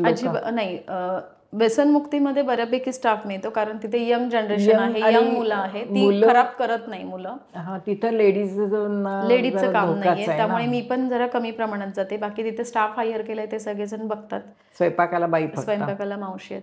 आणि त्याच्या पलीकडे अजून वृद्धाश्रम जेव्हा मी चालवतीये तर तिथे सगळ्यात जास्त कामगारांचा फार प्रॉब्लेम येतो. कामगार म्हणजे थोडक्यात की ज्यांना डायपर आहे घरात, आमच्या सुद्धा आम्ही कामवाल्यांचा एवढा आम्हाला त्रासच होतो. हो. त्यांची वाट बघणं, त्यांच्या सुट्ट्या, त्यांचे काय मला असं पाहिजे तसं पाहिजे वगैरे वगैरे सगळं आम्ही मान्य करतो, तरी त्या धोका देतात. आणि एवढा हे सगळे घाणच म्हणजे एक प्रकारची ना, त्या लोकांना आता ते मनोरुग्ण असतील ते तर काही काही प्रकार करत असतील ना. खूप भयानक. मनोरुग्णांचं विचारूच शकत नाही. एक वेळेस ज्येष्ठ पण मग नागरिकांचं तिथे काहीच मिळतात तुम्हाला मावशी? नाही मिळत. त्याच्यात मध्ये स्टाफचाच फार इश्यू असतो. हो तेच बाकी ना. ऑफिशियल काम हे ते सगळं कोणी करू शकतं, पण सगळ्यात जास्त डायपर चेंज करणं किंवा हो आत्ता तेच. डायपर बदललं, एखादा मनोरुग्ण आहे 2 मिनिटात तो डायपर काढून फेकून देतो, टॉयलेट कुठेही करतो, अंगाला पुसतो, भिंतीला चोळतो. अरे रे रे, म्हणजे ऐकून सुद्धा कसं एवढी वाईट अवस्था आहे. आणि ह्या सगळ्या सिच्युएशन मध्ये सामान्य माणूस काम नाही करू शकत. नाही म्हणजे करू इव्हन शकत. आपणही नाही करू शकत हो. की बस झालं आता, कंटाळा आला. कारण त्या व्यक्तीकडे कसं लक्ष देणार? त्यामुळेच नातेवाईक कुठेतरी डिसिजन घेतात ठेवण्याचा अशा स्टेजला. मग त्यांच्यात भांडणं किंवा असं काही होत नाही? होतं. सगळीकडे कॅमेरे लावलेले आहेत प्रत्येक रूममध्ये. अरे बापरे. त्यांच्यात वाद झाले, भांडणं झाली तर पटकन आपल्याला काही खाताना पण त्यांना कंट्रोल नसतं. एकच्या जागी हो, अर्धी कळत चपाती नाही. तोंडात कोंबतात. मग एखादा तर ऑन द स्पॉट सुद्धा जाऊ शकतो. अरे बापरे, म्हणजे असे प्रकार झाले झालेलं आहे. तुमच्याकडे? आमच्याकडे कॅमेरे असल्यामुळे ते सीसीटीव्ही मध्ये कॅप्चर झालं आणि ते कळलं की याच्यामुळे ती व्यक्ती अरे गेली. बापरे. असे खूप म्हणजे किस्से घडतच असतात आधीमध्ये. म्हणजे एकमेकांना मारणं, हायपर होऊन काही करतात, काचा फोडणं वगैरे. म्हणजे काचा तर नाहीच, जाळ्याच आहेत सगळीकडे आता त्यातूनही अजून चालू आहे तुझं ना, खूप दिवस झाले? हो, मनोरुग्णांसाठी आपलं वेगळं आहे. आणि जेवढे पुण्यामध्ये आपले सेंटर्स आहेत तर त्याच्यामध्ये मनोरुग्णांचं एक वेगळं केलं आहे, वृद्धाश्रम वेगळं केलेलं आहे. आणि वृद्धाश्रम चालवता चालवता मला असं वाटलं की जेव्हा नातेवाईक एखादा वृद्ध व्यक्ती आणि त्याला पॅरालिसिस झालाय, ते आपल्या सेंटरला आणून ठेवायचे. मग काही कालांतराने मला असं वाटलं की ह्याला जर आपण काही ऍक्टिव्हिटी दिल्या, काही प्रयत्न केले तर ती व्यक्ती चांगली होऊ शकते. म्हणून मला ते वाईट वाटायचं की ती व्यक्ती झोपून झोपून बेडसवरच होतात आणि त्याच्यात ती जाते. मग असं वाटलं की आपण पॅरालिसिस सेंटरची पण उभारणी करावी. म्हणून मी नांदेड सिटीमध्ये पॅरालिसिस सेंटर चालू केलं आणि रिस्पॉन्स खूप चांगला आला. आता 20 ते 25 लोक ट्रीटमेंट घेत आहेत पॅरालिसिससाठी. कारण मग त्यांना मशिनरी किंवा त्यांना ट्रीटमेंट देणं सगळं मी मशीन्स वगैरे घेतल्या. त्याच्यामध्ये आपल्याकडे जेवढ्या गरजेच्या वस्तू आहेत, थर्मल बेड आहे, काश्यथाळी आहे, त्याच्यामध्ये आम्ही स्टिम्युलेटसाठी टेन्स वापरतात, IFT वापरतात, खूप छोटे छोटे इक्विपमेंट्स आहेत. पंचकर्म वगैरे पंचकर्म सुद्धा केलं त्या जातं ठिकाणी तिथे. आहे? आपल्याकडे आयुर्वेदिक डॉक्टर येतात, तर त्या सगळं पंचकर्माचं पूर्ण बघतात. फिजिओथेरपिस्ट आहे, ॲक्युपंक्चर थेरपिस्ट आहे. आणि हे सगळं वाढवण्याचं कारण एवढंच होतं, म्हणजे आत्ता हा एवढ्या 2-3 वर्षात थोडंसं वाढलंय पॅरालिसिसचं प्रकार, म्हणजे प्रमाण पण पेशंट वाढलेत आणि आमच्या इथले ॲडमिशन्स आहेत सध्या बऱ्यापैकी. पण मग ते चांगले होतात तुमच्याकडे? हो, पण त्याच्यामध्ये कसं आहे माहिती का, पॅरालिसिसमध्ये तुम्ही जर 6 महिने किंवा वर्ष 2 वर्ष घालवले, कुठे घरीच घालवले किंवा काही प्रयत्न केले नाही, तर एखाद्या हाताला स्टिफनेस आलाय, कोणाचा हात असा असतो, मग तुम्ही 2 वर्षांनी ट्रीटमेंट केल्यावर तो हात सरळ नाही होत. तुम्ही किती प्रयत्न केला तरी अगदी 30% तो रिलीफ होऊ शकतो. त्यामुळे पॅरालिसिस झाल्या तुम्ही ट्रीटमेंट स्टार्ट केली ना, हॉस्पिटलमधून डिस्चार्ज करून तुम्ही लगेच एखाद्या सेंटरला चांगल्या न्या की जिथे फिजिओथेरपी. आणि सगळ्यात मेन म्हणजे फिजिओथेरपीच इम्पॉर्टंट आहे पॅरालिसिस पेशंटसाठी. आणि आमच्याकडे असे भरपूर पेशंट जे अगदी उचलून आणले होते, ते चालत घरी गेले 3 महिन्यानंतर. एवढे चांगलं 3 महिन्यात? 3 महिन्यात 3 महिन्यात त्यांना पंचकर्म, फिजिओथेरपी आणि ॲक्युपंक्चर थेरपी, एवढ्या 3 थेरपी आम्ही रेग्युलर देतात. आणि असं नाही की 10-15 मिनिटं व्यायाम घेतले आणि जा रूममध्ये. सकाळी 10 वाजल्यापासून संध्याकाळी 6 पर्यंत. म्हणजे एक गोष्ट लक्षात आली, ह्या लोकांना आपण जेवढं ॲक्टिव्ह ठेवू पॅरालिसिस झालेला, तेवढे ते ॲक्टिव्ह राहतात, एकत्र राहतात, त्यांना भूक लागते, डायजेस्टिव्ह सिस्टीम त्यांची इम्प्रूव्ह होती. जेव्हा आपण त्यांना ग्रुपने बसवू, ग्रुपने गप्पा मारू. तर आमच्याकडे आता पॅरालिसिसचे आपल्या सेंटरला 20 ते 25 मेंबर आहेत कार्ले चौकात नांदेड सिटीमध्ये. तर ते सगळं आमचा मोठा हॉल आहे, एक 1200-1500 स्क्वेअर फूटचा. त्या हॉलमध्ये सगळे एकत्र बसतात, गप्पा मारतात, एकत्र जेवतात, एकत्र एक्सरसाइज आम्ही घेतो. त्यामुळे ते छान इम्प्रूव्ह होत आहेत. पण मग त्यांना आणि सुद्धा म्हणजे असं आजारी एक पडत प्रकारचं जे आपल्याला मानानं वागवणारं, आपल्यावर ट्रीटमेंट करणारं, आपल्याशी गोड बोलणारं हे मुख्य असतं ना. कारण घरात सगळे हिडीस-फिडीसच करत असणार असे लोक नकोच असतात नाही. कोणाला. काही असतात फॅमिली चांगली की त्यांना एक काळजीपोटी ते आपल्या इथे ठेवतात की आमचा माणूस चांगला झाला पाहिजे किंवा पण मग चालता आलं त्यांना पाहिजे. असं नॉर्मल जेवण वगैरे चालत नसेल ना, त्यांना जरा तिथे आम्ही पथ्याचं त्यांना किंवा- डाएटनुसार देतो, जे आयुर्वेदिक डॉक्टर जसं सजेस्ट करतात की आता त्याच्यामध्ये त्यांना काढे, त्याच्यानंतर ज्युसेस असतात बीट कॅरोटचे. मग ते तिथं तयार करता तुम्ही? हो, तयार करतो. आणि त्यांना ते द्यायचं त्या आणि वेळेला? जेवणामध्ये कंपल्सरी नाचणीची भाकरी, ज्वारीची भाकरी, हो का? हिरव्या पालेभाज्या ह्याचा जास्तीत जास्त समावेश असतो. नॉनव्हेज आम्ही तिथे मग ते नाही त्यांना देत कोणाला ज्या व्हेज. कामवाल्या बायका वगैरे असतात तर त्या कायमच्या आहेत का त्याही सोडून जातात, नवीन नाही, येतात? सगळ्यात तो प्रॉब्लेम येतोच. कधी चपातीवाली नाही आली तर कधी ही नाही आली, कधी भांडीवाली नाही आली. तर ते कुठे ना कुठे होतं, मॅनेज ऍडजस्ट करावं लागतं. करावं लागतं. सगळीकडेच तो पण होतच अडचण ते. होतं. आणि ह्या सगळी कामं करत असताना सगळ्यात एक संस्थेला एक चांगला बेनिफिट असं झाला आहे की वृद्धाश्रम चालवत असताना आपण मनोरुग्णांचं आत्ताच चालू केलं, 1-2 वर्ष झाले असतील. तर पुण्यामध्ये 4 संस्था निवडल्या, त्याच्यामध्ये आपल्या संस्थेची निवड करण्यात आली. हो का? आणि जे येरवड्यामध्ये बेवारस लोक ठेवलीत की ज्यांना नातेवाईकांनी सोडले पण परत घ्यायला आले नाही, बघत नाहीये, किंवा रोडला कुठेतरी भीक मागताना सापडला पण मनोरुग्ण आहे, कपडे काढून फिरतोय. मग काही संस्था असतात किंवा काही तिथले स्थानिक नगरसेवक म्हणा किंवा पोलीस स्टेशन म्हणा किंवा आजूबाजूचे लोक तक्रार करतात की हा मनोरुग्ण फिरतोय. मग अशा वेळेस ससूनला नेतात किंवा येरोड्याला नेतात. मग येरोड्यामधनं त्यांचं पुनर्वसनसाठी ज्या संस्था चॉईस केल्यात गव्हर्नमेंट थ्रू, तर त्या संस्थेमध्ये आपलं नाव लागलंय, शांतीवनचं. नाही, मग तिथपर्यंत तू कशी पोचलीस? तिथे म्हणजे बऱ्याच वेळा एक फॉर्म होता, मध्ये आला होता फॉर्म गव्हर्नमेंटचा, हो, हो, तर तो मी सबमिट केला. आणि संस्थेला जे डॉक्युमेंट्स लागतात, म्हणजे आपण संस्था चालवतोय त्याच्यासाठी काय काय डॉक्युमेंट्स गरजेचे आहेत, तर ते लिस्ट वाईज आपल्याकडे सगळं होतं. सगळं म्हणजे तू लिगली केलेलं आहे? लिगली केलेलं आहे. आपल्या संस्थेचा ऑडिट रिपोर्ट्स, आपल्या संस्था रजिस्टर केलेलं सगळं केलंय. सायकेट्रिक लायसन, तुमची जागा किती स्क्वेअर फूट, तुम्ही किती बेड ठेवलेत, ॲक्वागार्डची सोय आहे का, त्याच्यानंतर तुमच्याकडे फॅन प्रत्येक म्हणजे त्यांचा रुग्णासाठी वॉच असतो तुमच्यावर? वॉच, आणि जसं हॉस्पिटलच्या परमिशन्स म्हणजे असतात. बघायला. अनिता, मला मगापासून एक असं सारखं तुला विचारावंसं वाटतंय की तुझं ही सेंटर सगळी तिन्ही चांगली चालली आहेत, असं असताना तो पुन्हा बेघर बेवारस लोकांच्यासाठी पण काम करतेस, त्यांच्यासाठी. तर ते ससूनपर्यंत तू कशी पोचलीस आणि त्यांच्यासाठी काम करावं असं तुला का वाटलं? आणि त्यांचं तर खर्च म्हणजे ते तर काही करू शकणार नाहीत, बेघरच असणार. हो. मग त्याला तुला आर्थिक मदत कोणी करतं का, किंवा ते कसं चालतं? आता ह्या सिच्युएशनमध्ये मी जेव्हा ससूनला वगैरे जायचे तिथले सोशल वर्कर, की आम्हाला काही ॲडमिशन असेल तर सांगायचं वगैरे, तर तेव्हा ते म्हणे, मॅडम आमच्याकडे जे ॲडमिशन्स आहेत ते सगळे ऑर्फन आहे, त्यांना कुणी नाही आहे, किंवा जरी फॅमिली नातेवाईक आहे तरी इथे सोडून गेलेत, परत भेटायला आले नाही आहे, ॲडमिट करून गेलेत, परत डोकवायला पण आले नाही, किंवा पोलिसांना वगैरे बरेच ठिकाणी भीक मागताना बेशुद्ध एखादी व्यक्ती पडली, असे सगळे सापडले. तर ससूनमध्ये आपण गेलो तर 1000-2000 लोक असे पडलेत भयानक अवस्थेत. म्हणजे जेवण शेजारी असतं पण जेवण भरवायला कोणी नसतं तिथे. कारण ससून म्हटलं की फॅसिलिटी वगैरे सगळ्या चांगल्या आहेत, वाईट अवस्था नाहीच आहे, सगळं चांगलं आहे, पण तिथे नातेवाईक असणं गरजेचं असतं सोबत, कारण त्या व्यक्तीला भरवणं, त्याचं आवरणं. तर भयानक अवस्था आहे. मग ती सिच्युएशन बघून मला तर म्हणजे अगदी वाईटच वाटलं की काय करावं ह्या लोकांसाठी, त्यांच्यासाठी काहीतरी करावं. मग तेव्हापासून मी असं ठरवलं की आपण बेवारस लोकांसाठी काहीतरी काम केलं पाहिजे. असंही मी वृद्धाश्रमामध्ये बरेच नातेवाईक असे आहेत की एकदा ऍडमिट केले की बघायला येत नाही, डोकवायला येत नाही.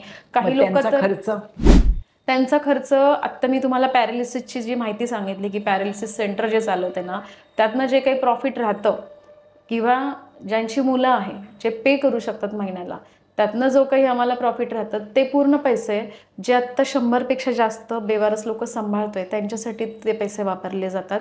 कारण त्या बिल्डिंगचं भाडं का तेवढे पुरत नाही. मग त्यावेळेस बऱ्याच ठिकाणी छोटी मोठी मदत मिळते, खूप मोठी मदत, आर्थिक मदत कुठेही होत नसते. आणि त्याला सरकारी मदत तर नाहीच आहे, नाहीये, कुठंच नाहीये. किंवा असा एखादा नगरसेवक किंवा म्हणजे आता मी नावं घेत नाही, पण असे कोणी एखादा गॉडफादर तुझ्या पाठीमागे आहे का? नाही ना, अशी कोणीच मदत करत नसतात. म्हणजे छोटी मोठी मदत मिळते, की कोणी नाश्ता देणं, कोणी समजा अॅनिव्हर्सरी आहे तर जेवण देणं, अशी मदत मिळते, पण ती रेग्युलर नाही. ती महिन्यातनं 1-2दा असेल तर आपल्याला बाकीचे दिवस बघावेच लागतात. मग बऱ्याच वेळा नांदेड सिटी जो एरिया आहे तिथल्या काही रहिवासी आहेत की मी जुने कपड्यांची डिमांड करते की मनोरुग्ण 100पेक्षा जास्त मी सांभाळते ना, तर मनोरुग्ण म्हणजे भयानक, की आज ड्रेस घातले की तो उद्या 2 तुकडे करून फेकून दिलेला असतो. अरे बापरे. त्या अशा स्टेजला मी कपड्यांची डिमांड करते की आम्हाला कपडे सुद्धा द्या, त्याच्यासोबत रोज आपण म्हणू शकत नाही आम्हाला जेवण, भांडी हवेत, भांडी लागतात, कपडे लागतात, गॅस पाहिजे, वॉशिंग मशीन पाहिजे, पुन्हा ते कपडे वाळत घालणं, त्यांच्या घड्या करणं, त्यांना त्यांच्यापर्यंत पोहोचवणं. ते व्यवस्थित ठेवतात का? पण नाही, आम्ही त्यांच्याकडे कपडे ठेवतच नाही, कारण ते खिडकीतनं फेकून देणं किंवा जेवण वाढले तर प्लेट सुद्धा फेकून देतात. कमोड, टॉयलेटची म्हणजे इंडियन टॉयलेट फक्त राहत असेल पण कमोडचं झाकण, फ्लश काहीच नाही. ती प्रॉपर्टी सोडली ना, मला 3-4 लाख रुपये खर्च येतो प्रत्येकाचा, कारण मनोरुग्ण सांभाळणं इतकं सोपं नाहीये. तेच किंमत, ते तू का त्यात पडलीस? नाही, आता ती शेवटी विकतचं परमेश्वराचीच दुःख ना. इच्छा आणि करून घेणारा पण तोच आहे. आणि हे सगळं काम करताना मला कुठेतरी असं वाटलं की आपण देवाचं काम आहे, बेवारस परमेश्वराचं. लोकांसाठी सुद्धा काम केलं पाहिजे, कारण त्यांच्यासाठी कोण असणार आहे, खूनवाली आहे.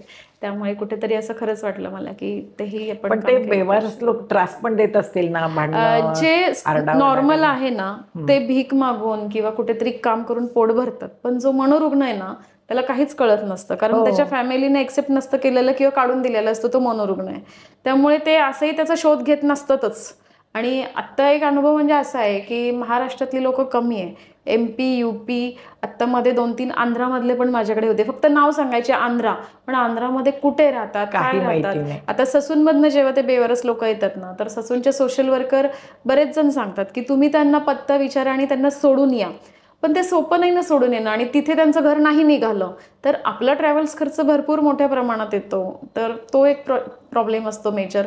मग अशा वेळेस हे त्यांना नाव गाव काही सांगताच येत नाही, मनोरुग्ण झाल्यावर तो पूर्ण स्वतःचं नाव गाव विसरलेलं असतं. विसरलेलंच आणि असतं. काही नॉर्मल मग ते असतात, काही काम पण करू शकत नाहीत. काहीच नाही करू शकत. मग नुसतं दिवसभर करतात काय जेवणार ते? आणि झोपणार, ते काहीच करू शकत पण नाही. झोपतात तरी का? त्यांना काही मेडिसिन वगैरे हो, लागली आहे? त्यांना आम्ही ससून किंवा एरोडा मेंटलमध्ये OPD बेसिसवर दाखवून मेडिसिन्स आणतो, चालू करतो. अगदी सिरियस काही झालं तर ससूनला ॲडमिट सुद्धा करतो. आणि या सिच्युएशनमध्ये जर एखादा म्हणजे बेवारस व्यक्ती एक्सपायर झाला, आता आमच्या संस्थेत झाला, तर त्याचं सगळं करणं फार अवघड जातं. कारण अशा वेळेस आहे ना, पोलिसांची मदत मिळत नाही. इवन पोस्टमॉर्टमच्या इथे सुद्धा त्यांना माहिती असतं ही व्यक्ती बेवारस आहे, तरी सुद्धा तिथे डिमांड असते की 100 द्या, 200 द्या. अरे बापरे. आणि पोलिसांची अपेक्षा काय असते की ठीक आहे, तो बेवारस आहे माहिती आहे, असं कसं मग तुम्ही घेतलाच का, तो बेवारस आहे तर? तेच हां, मग तो बेवारस आहे तुम्ही का घेतला? अहो सर, हा बेवारसच आहे. मग त्याला प्रूफ कसं करायचं होतं बेवारस आहे? हो. आता मग ससूनचे लेटर आम्ही दाखवतो की ससूनमधनं ही व्यक्ती आली आहे. आधी मी रोडवरचे खूप बेवारस लोक गोळा करायचे, मला फोन आले की मी जायचे, त्यांना घेऊन यायचे, सांभाळायचे. त्यातला एखादा भयानक अनुभव पण असेल ना? हो, त्यातला एक भयानक अनुभव म्हणजे एकच नाही, अनेक अनुभव असणार आहे. आहे, पण तेवढं आपल्याला वेळेअभावी तर मी नाही सांगू शकत. वेळेअभावी एक सांग फक्त. हो, तर पण एक फक्त माझं सांगण्याचा उद्देश एवढाच आहे की जेव्हा मनोरुग्ण आम्ही सांभाळतो आणि ती व्यक्ती जेव्हा बेवारस असते ना, तेव्हा पोलिसांची मदत अजिबात नसते. की जो एक सपोर्ट असतो की तुमची संस्था जर एवढी चांगलं काम करते तर ठीक आहे, पण ते म्हणतात की तो बेवारस कसा असू शकतो, त्याला कोणीतरी असणारच आहे. मग जेव्हा आम्ही ससूनची फाईल दाखवतो की हा खरंच बेवारस आहे, तेव्हा मग ते कुठेतरी हां ठीक आहे, पण का घेतला तुम्ही, कशासाठी घेतला? म्हणजे माझी तर एक सगळ्यांना विनंती असेल की जेव्हा तो खरंच बेवारस असेल ना, तेव्हा सगळ्यांनी हेल्प केली पाहिजे की ह्या संस्थेने एवढ्या वर्षात सांभाळलं आहे आणि आता त्याचं तो वयोमानाप्रमाणे जेव्हा तो नॅचरली डेथ झाला तर तुम्ही त्याची मदत केली पाहिजे. अशा वेळेस मला ॲम्ब्युलन्सला खर्च करावा लागतो, पोस्टमॉर्टम करतात तिथेही पैसे द्यावे लागतात. बऱ्याच वेळा पोलीस म्हणजे तिथे जे कॉन्स्टेबल कोणी येत असतील बॉडी चेक करायला, तिथेही आम्हाला पैसे द्यावे लागतात. तेव्हा त्या बॉडीची विल्हेवाट लावली जाते आणि तेव्हा मग असं बऱ्याच वेळा वाटतं की ती व्यक्ती आपण मोफत सांभाळायची आणि ती जाताना सुद्धा पैसे आपण इतरांना वाटून जायचं. म्हणजे किती वाईट अवस्था आहे ही. म्हणजे जे काही चाललंय आत्ता ते उलट मला अपेक्षा असते की मला नाही, सगळ्यांनाच वाटतं की जेव्हा आम्ही चांगलं काम करतोय तर सगळ्यांनी उलट एक मदतीचा हात पुढे केला पाहिजे की चला. आता दगडूशेठ हलवाई श्रीमंत दगडूशेठ गणपतीची बऱ्याच वेळा ॲम्ब्युलन्स मोफत मिळते की जेव्हा आपण एरोड्याचे जे मनोरुग्णमध्ये आणले होते तर त्यांनी बऱ्याच वेळा मदत केली ॲम्ब्युलन्सची. म्हणजे क्वचित काही मदत खरंच मिळते, नाही असं कुठून अशी मिळते? किंवा कुठल्या धर्मादाय संस्थांकडून तुम्हाला काही जेवण कधी काय? फक्त आपल्याला आता शंकर महाराज मठातनं भोसले सर जे आहेत तर त्यांनी आपले जे बेवारस लोक आहेत बेघर, एक 100पेक्षा जास्त आहे, तर रोज खिचडी ते पाठवतात आणि ती एक खूप मोठी मदत मिळते. मग खिचडी आली की आम्हाला फक्त चपाती भाजी आणि कोशिंबीर वगैरे एवढं देतो आम्ही. पण रोज कोशिंबीर वगैरे स्वयंपाक असतो? हो, कारण आहे ना, जे मनोरुग्ण असतात त्यांचं ॲनेमिकची फार हिस्ट्री असते, रक्त कमी असतं, मेडिसिन्स सायकेट्रिक मेडिसिन खाऊन खाऊन ॲनेमिक झालेले असतात, त्यांचं डायजेस्टिव्ह सिस्टीम डिस्टर्ब असतं, त्याच्यामुळे B12 डेफिशियन्सी असे बरेच प्रॉब्लेम असतात मनोरुग्णांमध्ये.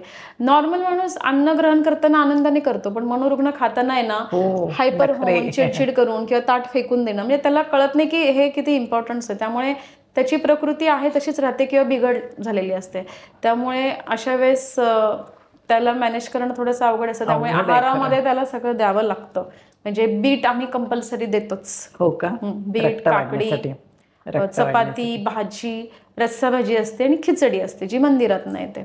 तर मला शंकर महाराज मठातनं म्हणजे भगवंतांनीच तो एक प्रसाद आमच्या लोकांना दिला आणि खरोखर त्यांचं भाग्य आहे तो प्रसाद असताना खायला मिळतोय. तेच ना, किती चांगलं काम आहे. हो. इस्कॉन मंदिरातनं आपल्याला दर शुक्रवारी खिचडी येते. कात्रज इस्कॉन मंदिर, तर तिथून येते का? फक्त आठवड्यातनं एकदाच येते, पण ठीक आहे, तो पण एक महाप्रसाद म्हणून सगळेजण ग्रहण करतात आणि ती खिचडी खूप टेस्टी असते, सगळ्यांना आवडते. इस्कॉन मंदिरातली चांगली असते क्वालिटी वगैरे. पण म्हणजे तुम्ही सांगूनच त्यांना देता प्रसाद आहे हे असं? हो हो. आणि तो खरंच म्हणजे कधी त्याच्यामध्ये कोणतंही कधी तिखट कधी खारट कधीच टेस्ट बिघडत नाही. आहे तशीच टेस्ट असते. मग ते जाऊन आणावं लागतं का? आम्ही म्हणजे माझे दीर वगैरे किंवा आपल्या इथला जो स्टाफ आहे ते जाऊन आणतात आणि मग जेवणाच्या टायमिंगला वाटलं जातं सगळ्यांना. पण पोळ्या वगैरे आपल्याला कंपल्सरी कराव्या लागतात. म्हणजे बेघर लोक आहेत, बेवारस लोक आहेत त्यांना, तर त्यांच्यापैकी तुला असं काही ते एखादी घटना किंवा एखादा म्हणजे विशेष असं सांगण्यासारखं काहीतरी घडलं असेलच ना? हो, असे अनेक अनुभव आहेत, पण एक सांगण्यासारखं असं नक्कीच सांगू शकते. पावसाळ्याचे दिवस होते आणि खूप पाऊस पडत होता आणि फोन आला की सिंहगड रोडला अशी एक व्यक्ती खूप वर्ष झाली फिरतीये. तर मग तेव्हा आम्ही सगळेजण गेलो गाडी घेऊन, कारण मी सुरुवातीला बेवारस लोकंसुद्धा रोडवरचे गोळा करायचे आणि त्यांनाचा सांभाळ करायचे. पण नंतर लिगली बऱ्याचशा अडचणी यायला लागल्या. तेव्हापासून मी ठरवलं की समजा ज्या एरियात एखादा बेवारस व्यक्ती, तर त्या व्यक्ती तिथल्या नगरसेवकाचं लेटर किंवा पोलीस स्टेशनचं लेटर की ही बेवारस व्यक्ती इथे वर्ष झाले पडली आणि तुम्ही घेऊन जा, तरच मी आता त्या घेते. नाहीतर असे भरपूर फोन असतात. म्हणजे अशी वेळ आली आहे, मी याच्या आधी पण तो अनुभव सांगितला होता की त्यांचीच मुलं आहे आणि त्यांची टीम किंवा त्यांची एक साखळी असते, जा पैसे मागा, आजचं टार्गेट एवढे, 1000 रुपये गोळा करा, 2000 गोळा करा, आणि सगळे असतात त्यांना नातेवाईक, मुलगा मुलगी सगळे असतात. मग एक बिझनेस म्हणून पण काही लोक रोडला बसून पैसे मागतात वगैरे. बऱ्याच वेळा आपली संस्थेची गाडी किंवा इतरांच्या संस्थेची गाडी येऊन मग त्या आजींना उचलून नेलं जातं आणि मग कळतं की ह्यांना मुलं पण आहे. अरे बापरे. मग तो अनुभव मी 1-2दा वाचला पण होता, व्हिडिओमधनं बघितलं पण होता. मी म्हटलं नाही, आपण घेतलं तर लिगली घ्यायचं. आणि तसे अनुभव पण बऱ्याच वेळा जरा वाईट आले की तुम्हाला कोणी सांगितलं रोडवरनं उचलायला, ते पैसे मागत होते ना. आणि आम्ही जेव्हा बेवारस लोक ससूनचे पण घेतले बरेचसे, म्हणजे आत्ता पण आपल्याकडे आहेत, तर त्यातले काही लोक, समजा 10 लोक आणली ना, त्यातली 8 लोक रिटर्न जातात. तुमच्या इथे बिर्याणी मिळत नाही, तुमच्या इथे सिगरेट मिळत नाही, तुमच्या इथे दारू मिळत नाही. पण त्यांना ससूनमध्ये मिळतं का ते? ससूनमध्ये नाही मिळत, पण जेव्हा ते फुटपाथला बसतात किंवा सिग्नलला उभे राहतात, तर कोण ना कोण त्यांना जाताना येताना ते म्हणे आम्हाला कोणीही बिर्याणी देतं. आम्हाला आता रोज जर आपल्या इथे चिकन बिर्याणी नाही होऊ शकत ना, कारण आपल्याला ती संस्था चालवायची, त्यामुळे आपलं रोजचं जेवण नॉर्मलच असणार आहे जे आपण घरी खातो. रोज तर बिर्याणी नाही खाऊ शकत. तर म्हणजे त्यांच्या डिमांड्स खूप वाढल्या. मी म्हटलं हे तर 5 स्टार हॉटेल नाही आहे, हे आपण एक वृद्ध लोकांसाठी संस्था चालवत आहे. मग ते बरेचसे स्वतःहून गेले की आम्हाला नाही राहायचं. म्हटलं ठीक आहे. म्हणजे त्यांना आधी वाटलं की आपल्याला वृद्धाश्रमात नेतात म्हणजे काहीतरी 5 स्टार सारखं असणार आहे. आपण त्यांना बेड देऊ शकतो, आंघोळीसाठी बाथरूम आहे, पाणी आहे, अन्न वस्त्र निवारा तर सगळं देत होतो, पण त्यांना ज्या डिमांड्स होत्या त्या नाही पूर्ण करू शकत, दारू वगैरे. अशी पण काही लोक समाजात आहे की फक्त, आणि साहजिकच आहे, सिग्नलला जर कुणी थांबलं तर 1000-2000 रुपये डेली त्यांचा इन्कम आहेच, आणि त्या व्यतिरिक्त त्यांना जाता येतं कोण ना कोण पार्सल. एखादा पैसेवाला असा तुला कोणी आढळला का त्याच्या ते असे?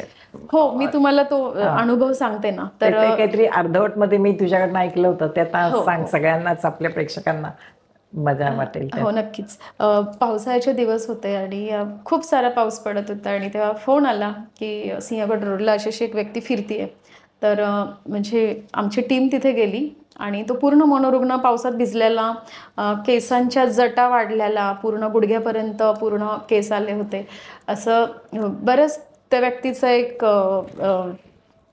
अवस्था होती. आणि त्या अवस्थेत त्यांना आम्ही शांतीबनमध्ये आणलं. तेव्हा म्हणजे आत्ताही आपलं गोळेवाडीतच आहे, सिंहगड पायथ्याच्या इथे शांतीबन नावाने.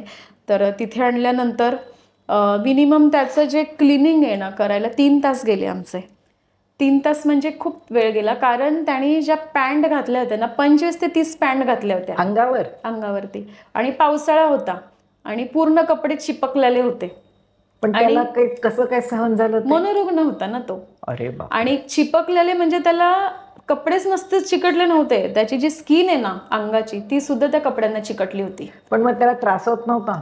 तो मनोरुग्ण असल्यामुळे त्याला कोणत्याही भावना नव्हत्या, त्याला कोणत्याही वेदना नव्हत्या, अशी त्याची अवस्था होती. आणि त्याचे जे शर्ट होते वरचे ते सुद्धा 25 ते 30 शर्ट एकमेकांवरती होते.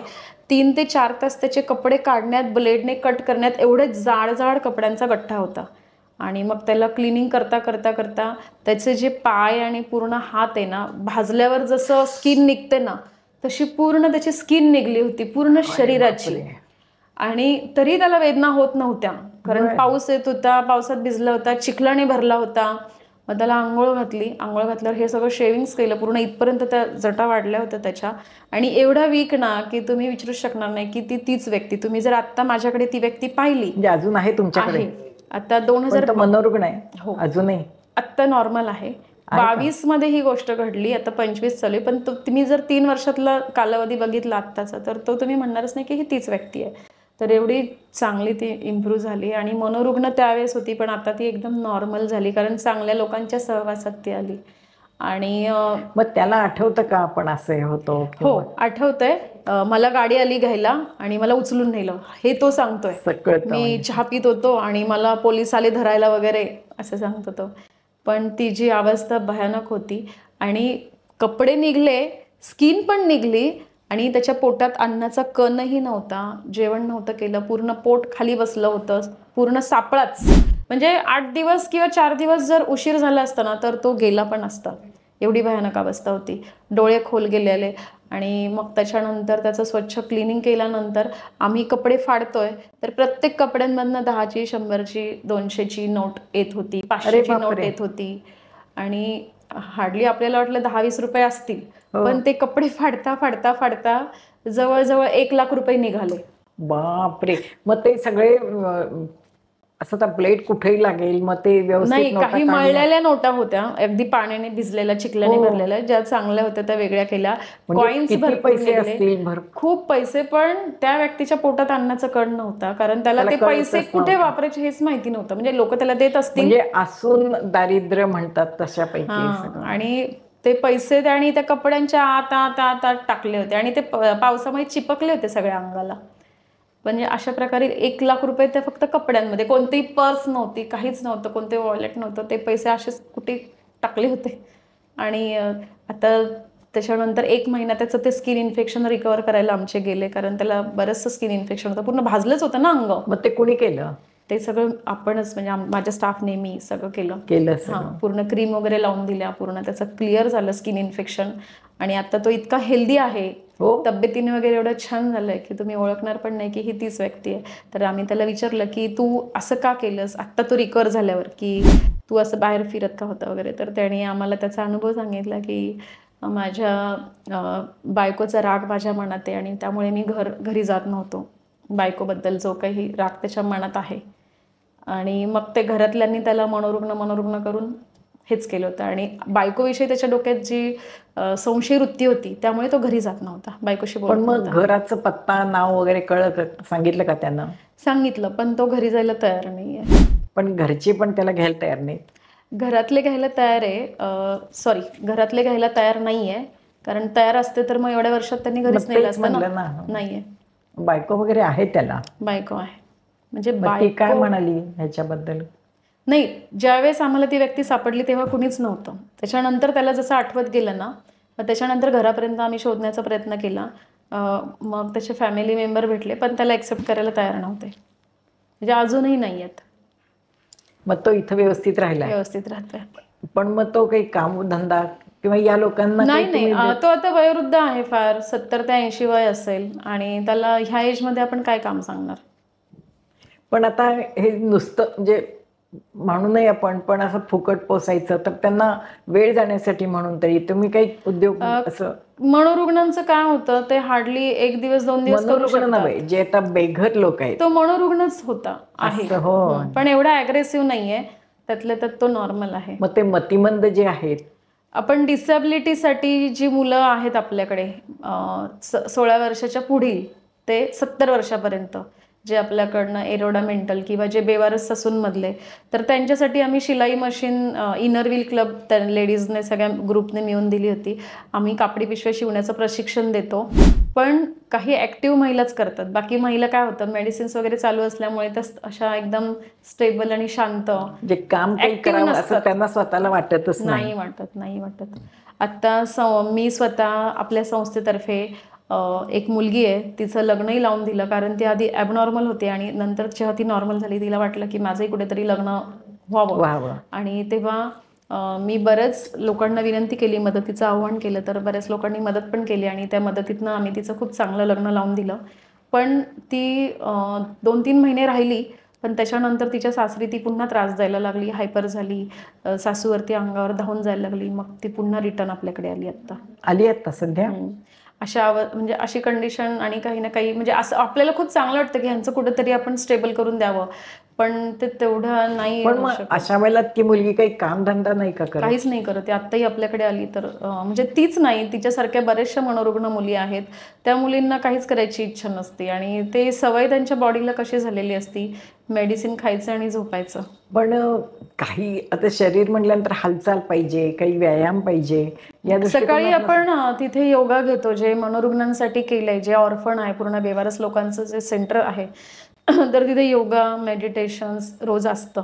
करतात का ते? हो, करतात. त्यातले 5-6 मेंबर असे आहेत की ते थोडेफार ॲक्टिव्ह आहे, मदत करतात, जेवण वाढायला मदत करतात वगैरे. पण खूप आपण जास्त काम नाही करून म्हणजे त्यांच्याकडनं अपेक्षा करायचीच नाही. म्हणजे तसं आपण मनोरुग्णांना काम जास्त नाही सांगू शकत. म्हणजे एक लिगली ते हेच आहे. जेवढं शक्य होईल त्या स्वइच्छेने करतात तेवढंच. नाही, त्यांना त्यांचा वेळ चांगला जावा किंवा आपण जेव्हा एखादं काम करतो त्यावेळेला आपल्याला सुद्धा अरे हे मी केलं असं एक आनंद किंवा समाधान. नाही, तिथे कापडी पिशव्या शिकवण्याचं प्रशिक्षण वगैरे म्हणजे इनर व्हीलच्या बायकांनी दिलं त्यांना. त्यांनी पण दिलं, मशीन दिली, शिलाई मशीन. त्या मदतीतनं मग तिथे म्युझिक, तबला, हार्मोनियम असं छान तिथे घेतात ऍक्टिव्हिटीज, जे वडगाव बुद्रुकमध्ये आपलं आहे.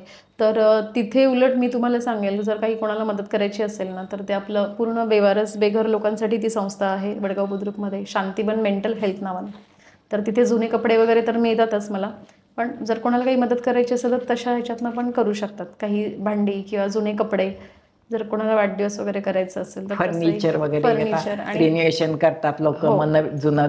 हो, आणि सगळ्यात मेन म्हणजे किराणा माल सुद्धा तुम्ही देऊ शकता, कारण रोजच्या व्यवहारामध्ये जेवण तर लागतंच. त्यामुळे मग तसं डाळ, कडधान्य असं देऊ शकता. तुम्हाला विचारून काही द्यायचं म्हणजे. हो, मसाले, तेल वगैरे घरगुती आपण देतात का तसं? देतात.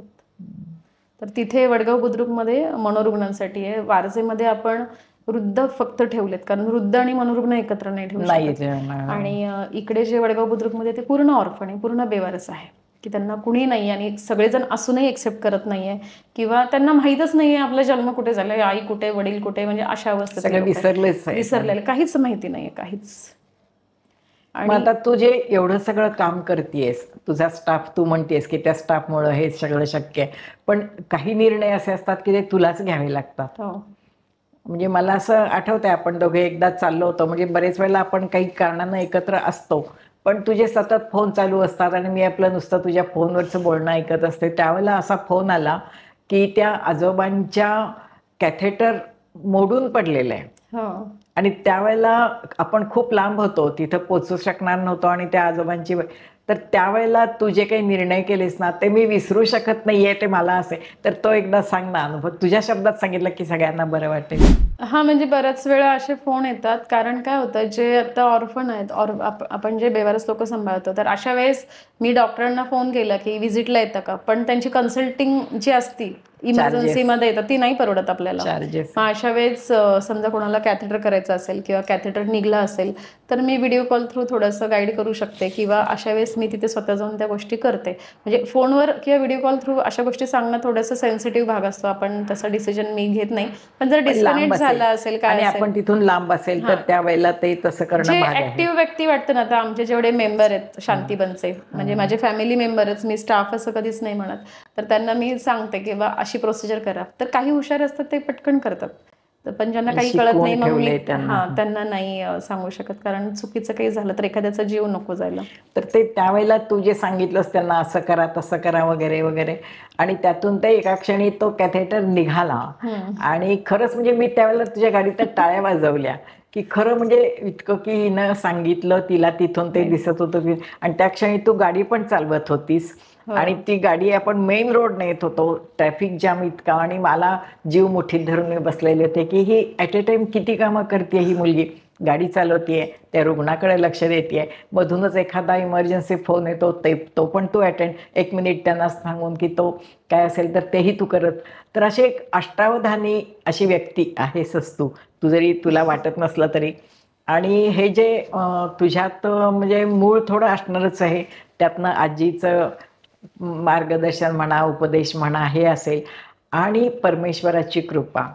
तर तुला त्या परमेश्वराचा सुद्धा अध्यात्मात तू आहेस, म्हणजे तुझ्याकडे देवाचे, मी एकदा तुझ्या घरी आले तेव्हा देवघर वगैरे बघून मला इतकं प्रसन्न वाटलं की ही मुलगी इतक्या देवांची पूजा मीच करते, तर हे कसं काय तू करतेस हे आम्हाला आश्चर्यच आहे.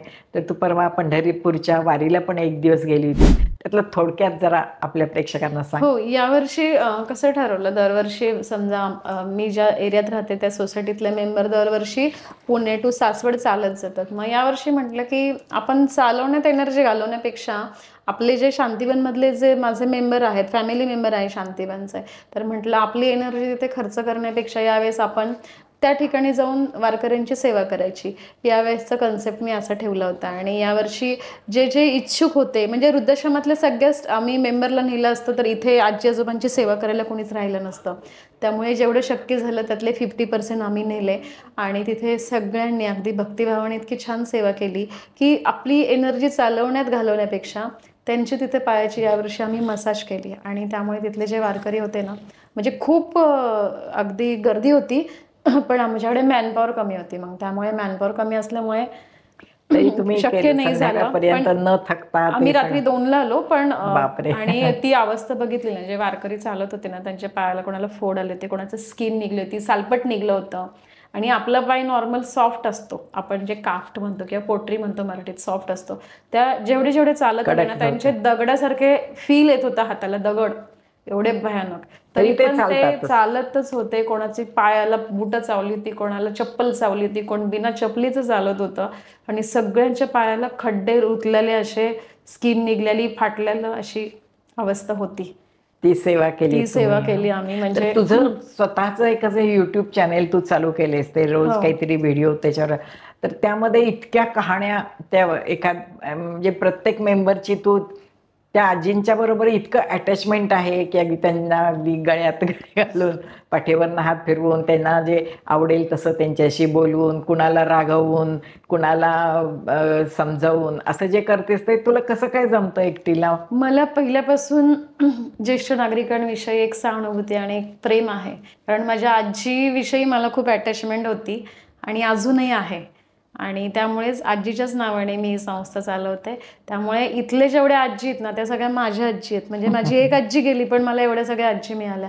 त्यामुळे कुणी नवीन आलं ना, त्यांच्यासोबत माझं एवढं अटॅचमेंट होतं ना की ती म्हणजे तिथे मी नुसतं राऊंडला गेले ना तरी ते खुश असतात. बापरे, तू किती दिवसांनी आली. म्हणजे मी शक्यतो अल्टरनेटिव्ह जाते, कारण सगळ्याच ठिकाणी एवढं जाणं रोज शक्य नसतं.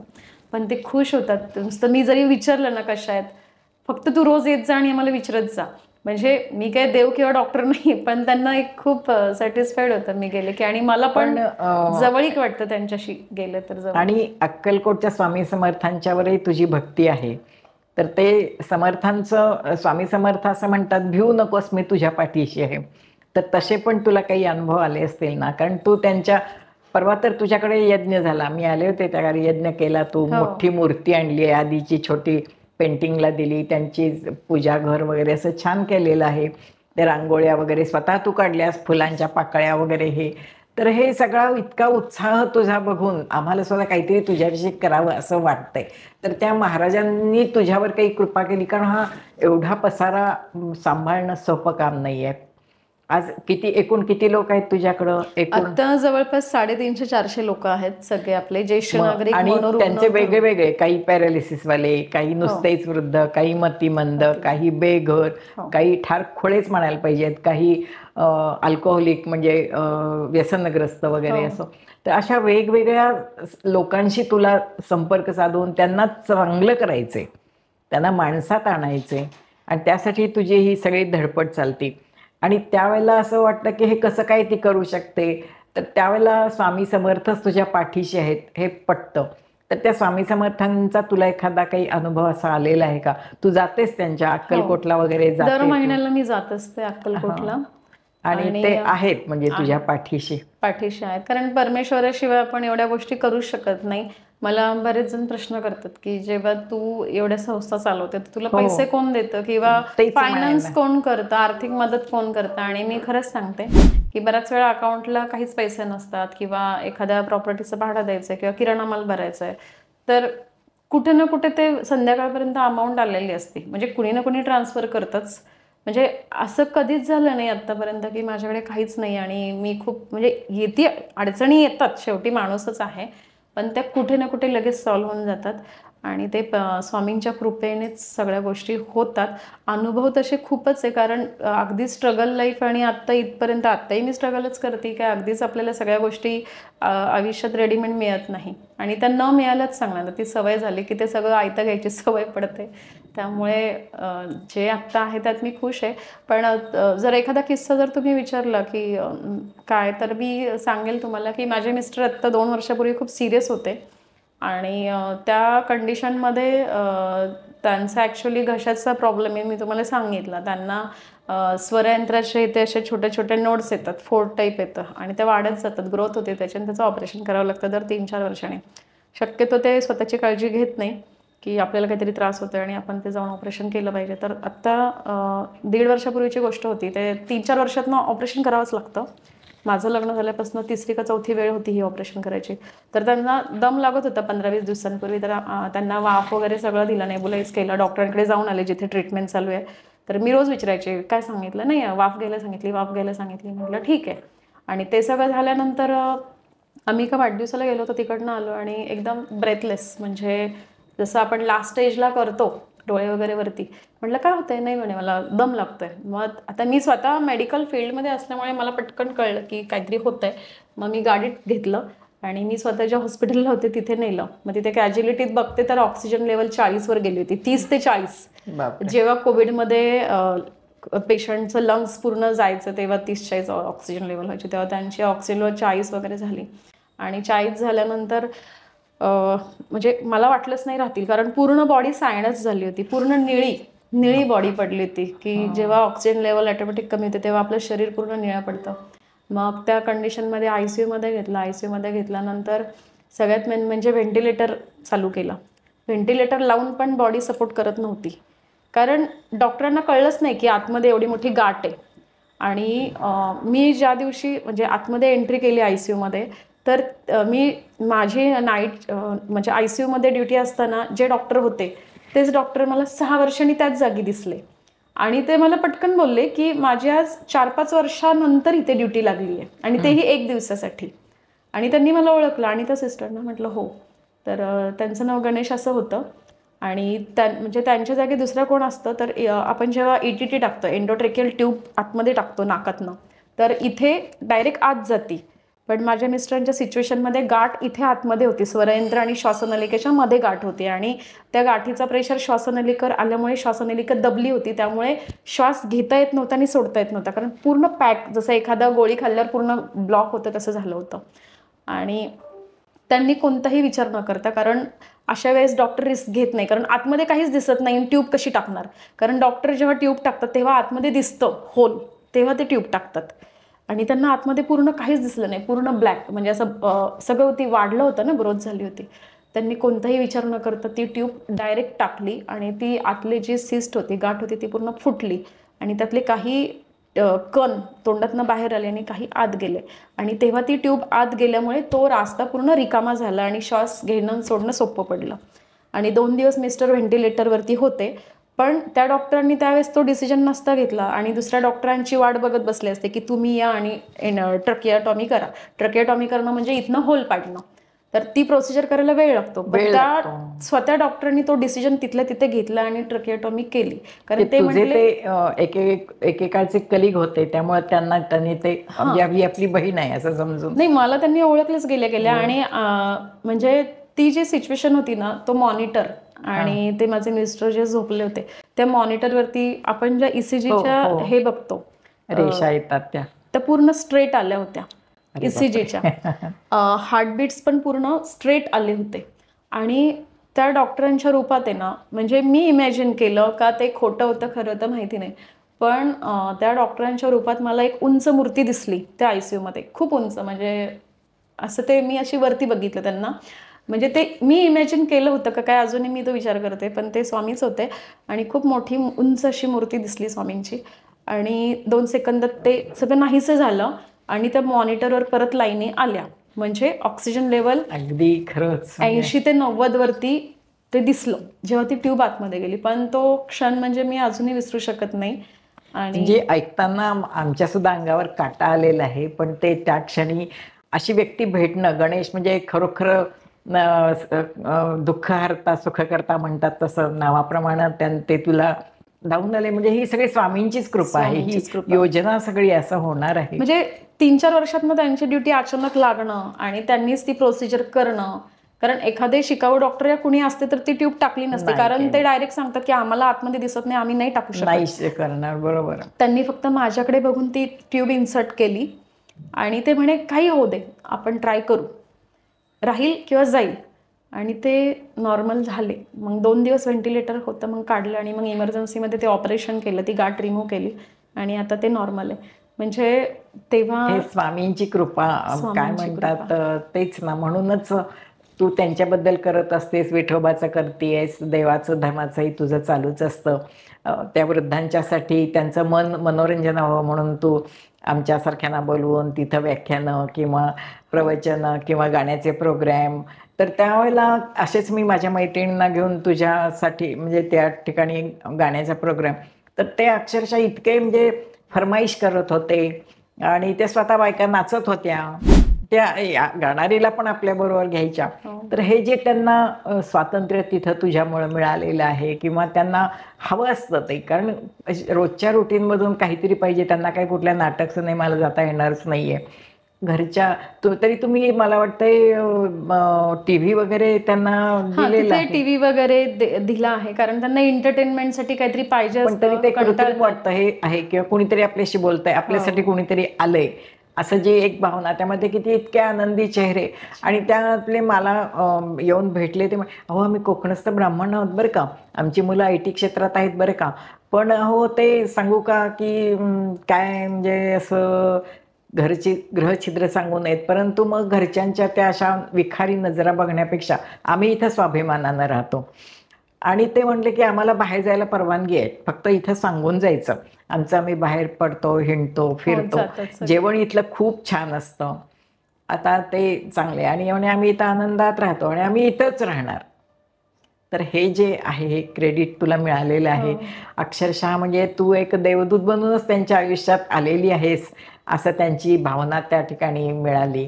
तर हे तुझं कार्य असंच अखंड चालत राहू दे, तुला काही मदत मिळू दे. आणि आपल्या प्रेक्षकांना तू काय सांगशील यातून? आत्ता लोकांचा कॉन्सेप्ट जो आहे ना की वृद्धाश्रम आणि किंवा केअर सेंटर ह्यातला डिफरन्स मी तुम्हाला फक्त थोडंसं शॉर्टकटमध्ये सांगू शकते की जेव्हा मी ही संस्था चालवते तर त्याच्यामध्ये ज्यांची मुलं आहे असे पण वृद्ध लोक आपल्याकडे आहे की ज्यांची मुलं खूप चांगल्या प्रकारे काळजी घेतात आणि ज्यांचे कुणी नाही आहे, म्हणजे तो मनोरुग्ण होऊन फिरतोय, बेवारस म्हणून फिरतोय, रोडवर भीक मागतोय, अशी लोक संस्थेतर्फे सांभाळली जाते. फक्त आम्ही त्याचं एक आपण ग्रुप त्याचे वेगवेगळे केलेत. जागेअभावी ते आपल्याला वडगाव बुद्रुकमध्ये मनोरुग्ण, वारजेमध्ये वृद्ध असे. आणि संस्थेला जेव्हा जागा संस्थेच्या नावाने होईल तेव्हा एक स्वामींच्या कृपेने कधीतरी लवकरच होईल, मग तेव्हा ते डिपार्टमेंट आम्ही वेगवेगळे करू. पण आता तरी जागेअभावी आणि लोकांचा म्हणजे आजूबाजूचा जो एरिया असतो, जेव्हा आपली वृद्ध लोक कधी ओरडतात, कधी मनोरुग्ण किंचाळतो, तर लोकांचं ऑब्जेक्शन किंवा बरेच असतात, खूप अडचणी येतात या सगळ्या येतातच गोष्टीमध्ये. त्यांना.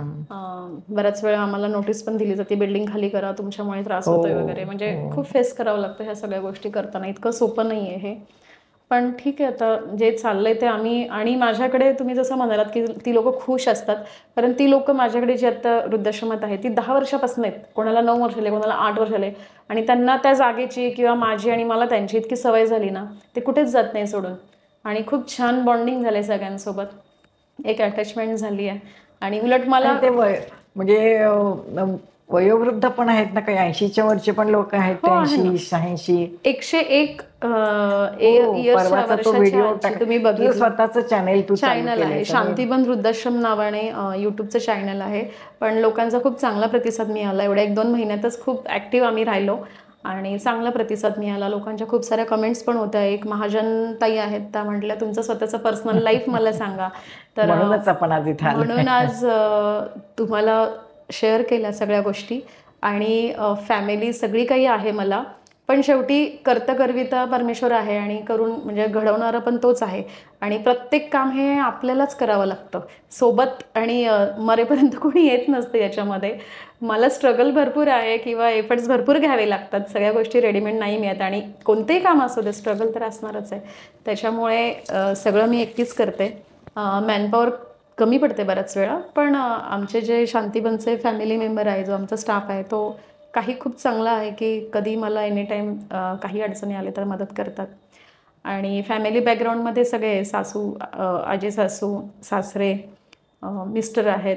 पण जेवढा सपोर्ट पाहिजे, कसं असतं, मला जे काम आवडतं ते इतरांना आवडावं असं मला नाही वाटत. असं नाही आणि वाटत, बऱ्याच वेळा त्यांनाही ते काम आवडतं नाही आवडत ते माहिती नाही. पण माझे जे सासूबाई आहेत त्या पूर्ण किचन सांभाळतात. वृद्धाश्रम जे वारजेला आहे, 60 ते 70 लोकांचं एकटं जेवण बनवतात. कधी स्वयंपाकवाली नाही आली, कधी कपडेवाली नाही आली, तर ते कपडे धुण्याची पण तयारी असते, भांडी पण घासत. म्हणजे असं कोणतं काम कमी असं नाही आहे. इव्हन माझ्यावरही जरी वेळ आली तरी मी झाडू मारण्यापासनं माझ्यात तेवढे गट्स आहे, मी ते करू शकते. समजा आपण कोणावर डिपेंड नाही चालल्या बायका, तर आपल्याला ते करावं लागतं आणि ती वेळ येते कधीतरी, आणि करते मी, मला मनापासून आवडतं. त्याच्यामध्ये आपल्याला हे माझं कारण ते त्या व्हिडिओमध्ये मी बघितले, ते पॅरालिसिसच्या रुग्णांना स्वतः चालवणं, त्यांना मालिश करणं, त्यांना मानसिक आधार देणं, हे सगळं तू करतच असतेस. हो. तर म्हणजे तुला दिवसातले 24 तास की तू किती वेळ झोपतेस का नाही माहिती नाही, तू खातेस का जेवतेस का हेही मला काही वेळ तुला होईल की नाही असं सांग. पण तू वेळेवर खाणं, जेवण, झोप हे सगळं ठेवत जा. आणि तू जेव्हा तंदुरुस्त व्यवस्थित राहशील तेव्हाच तू हे सगळं करणार आहेस. तेव्हा थोडी स्वतःची काळजी घे. तू हो, फार ते दुर्लक्ष आहेच. करतीस स्वतःला. आणि असंच हे काम चांगलं, परमेश्वरी योजना आहे त्या पाठीमागं, परमेश्वराचा वरदहस्त पण आहेच आहे. तर हे तुझं काम असंच वाढू दे, चांगलं होऊ दे. आणि आता नांदेड सिटीमध्ये आहे, पुण्यामध्ये सुद्धा तुला खूप पुरस्कार मिळालेले आहेत. हो. खोली पुरस्कार मिळाले, तुझ्यावर लेख बरेच ठिकाणी छापून आलेले आहेत. अनेक ठिकाणी तुला व्याख्यानासाठी ह्याच्यासाठीही बोलवलं जातं. तर तू हिंदीमधून वगैरे सुद्धा छान बोलू शकतेस.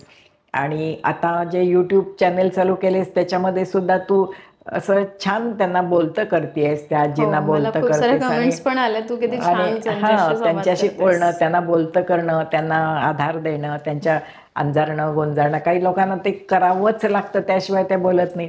तर हे सगळं तुला जमतंय, तर ते आणखीन चांगलं जमू दे. त्यांच्या आणि ही अडचणी जी समजतात. तुझी वृत्ती मात्र कायम अशीच पाय जमिनीवर ठेव. कारण नशा असते शेवटी ती एक प्रकारची. जेव्हा यश आहे, इतके लोक आपल्याला मान देत आहेत किंवा मी करते असं, तर अशी हवा डोक्यात तुझ्या न जावो. आणि हे कार्य असंच अखेरपर्यंत चालू राहू दे. आणि परमेश्वराचा वरदहस्त तुझ्यावर राहू दे, एवढीच प्रार्थना. धन्यवाद. धन्यवाद. आणि तुम्ही आज खूप छान माहिती मला विचारली, आणि जे उत्सुक होते बरेच लोक की माझं हो पर्सनल ना. लाईफ किंवा माझ्या स्वतःविषयी तुम्ही सुरुवात कशी केली, खूप लोकांनी मला असं नॉर्मल प्रश्नही विचारले, आणि आता आपल्या यूट्यूब चॅनलद्वारे पण बऱ्याच लोकांच्या कमेंट्स पण आहेत. तर तुमच्यामुळे आज मला सांगण्याचा योग असं आला काही नाही. आणि छान वाटलं. आणि तुम्ही तर माझ्या नेहमीच पाठीशी असतातच, असं आणि तुमच्या आशीर्वादामुळेच आपण काही प्रश्न काढले नाही, ठरवलं नाही काय विचारायचं, काही नाही. आपल्याला मला जे वाटलं ते मी विचारलं, तू पण भरभरून बोललीस. आणि एक आणखीन यातून कोणाला जर समजा काही प्रश्न असेल तर तुम्ही पर्सनल विचारू शकता तिला. आमचं चॅनेल जरूर बघा, लाईक करा, सबस्क्राईब करा आणि अनिताला आशीर्वाद द्या. धन्यवाद.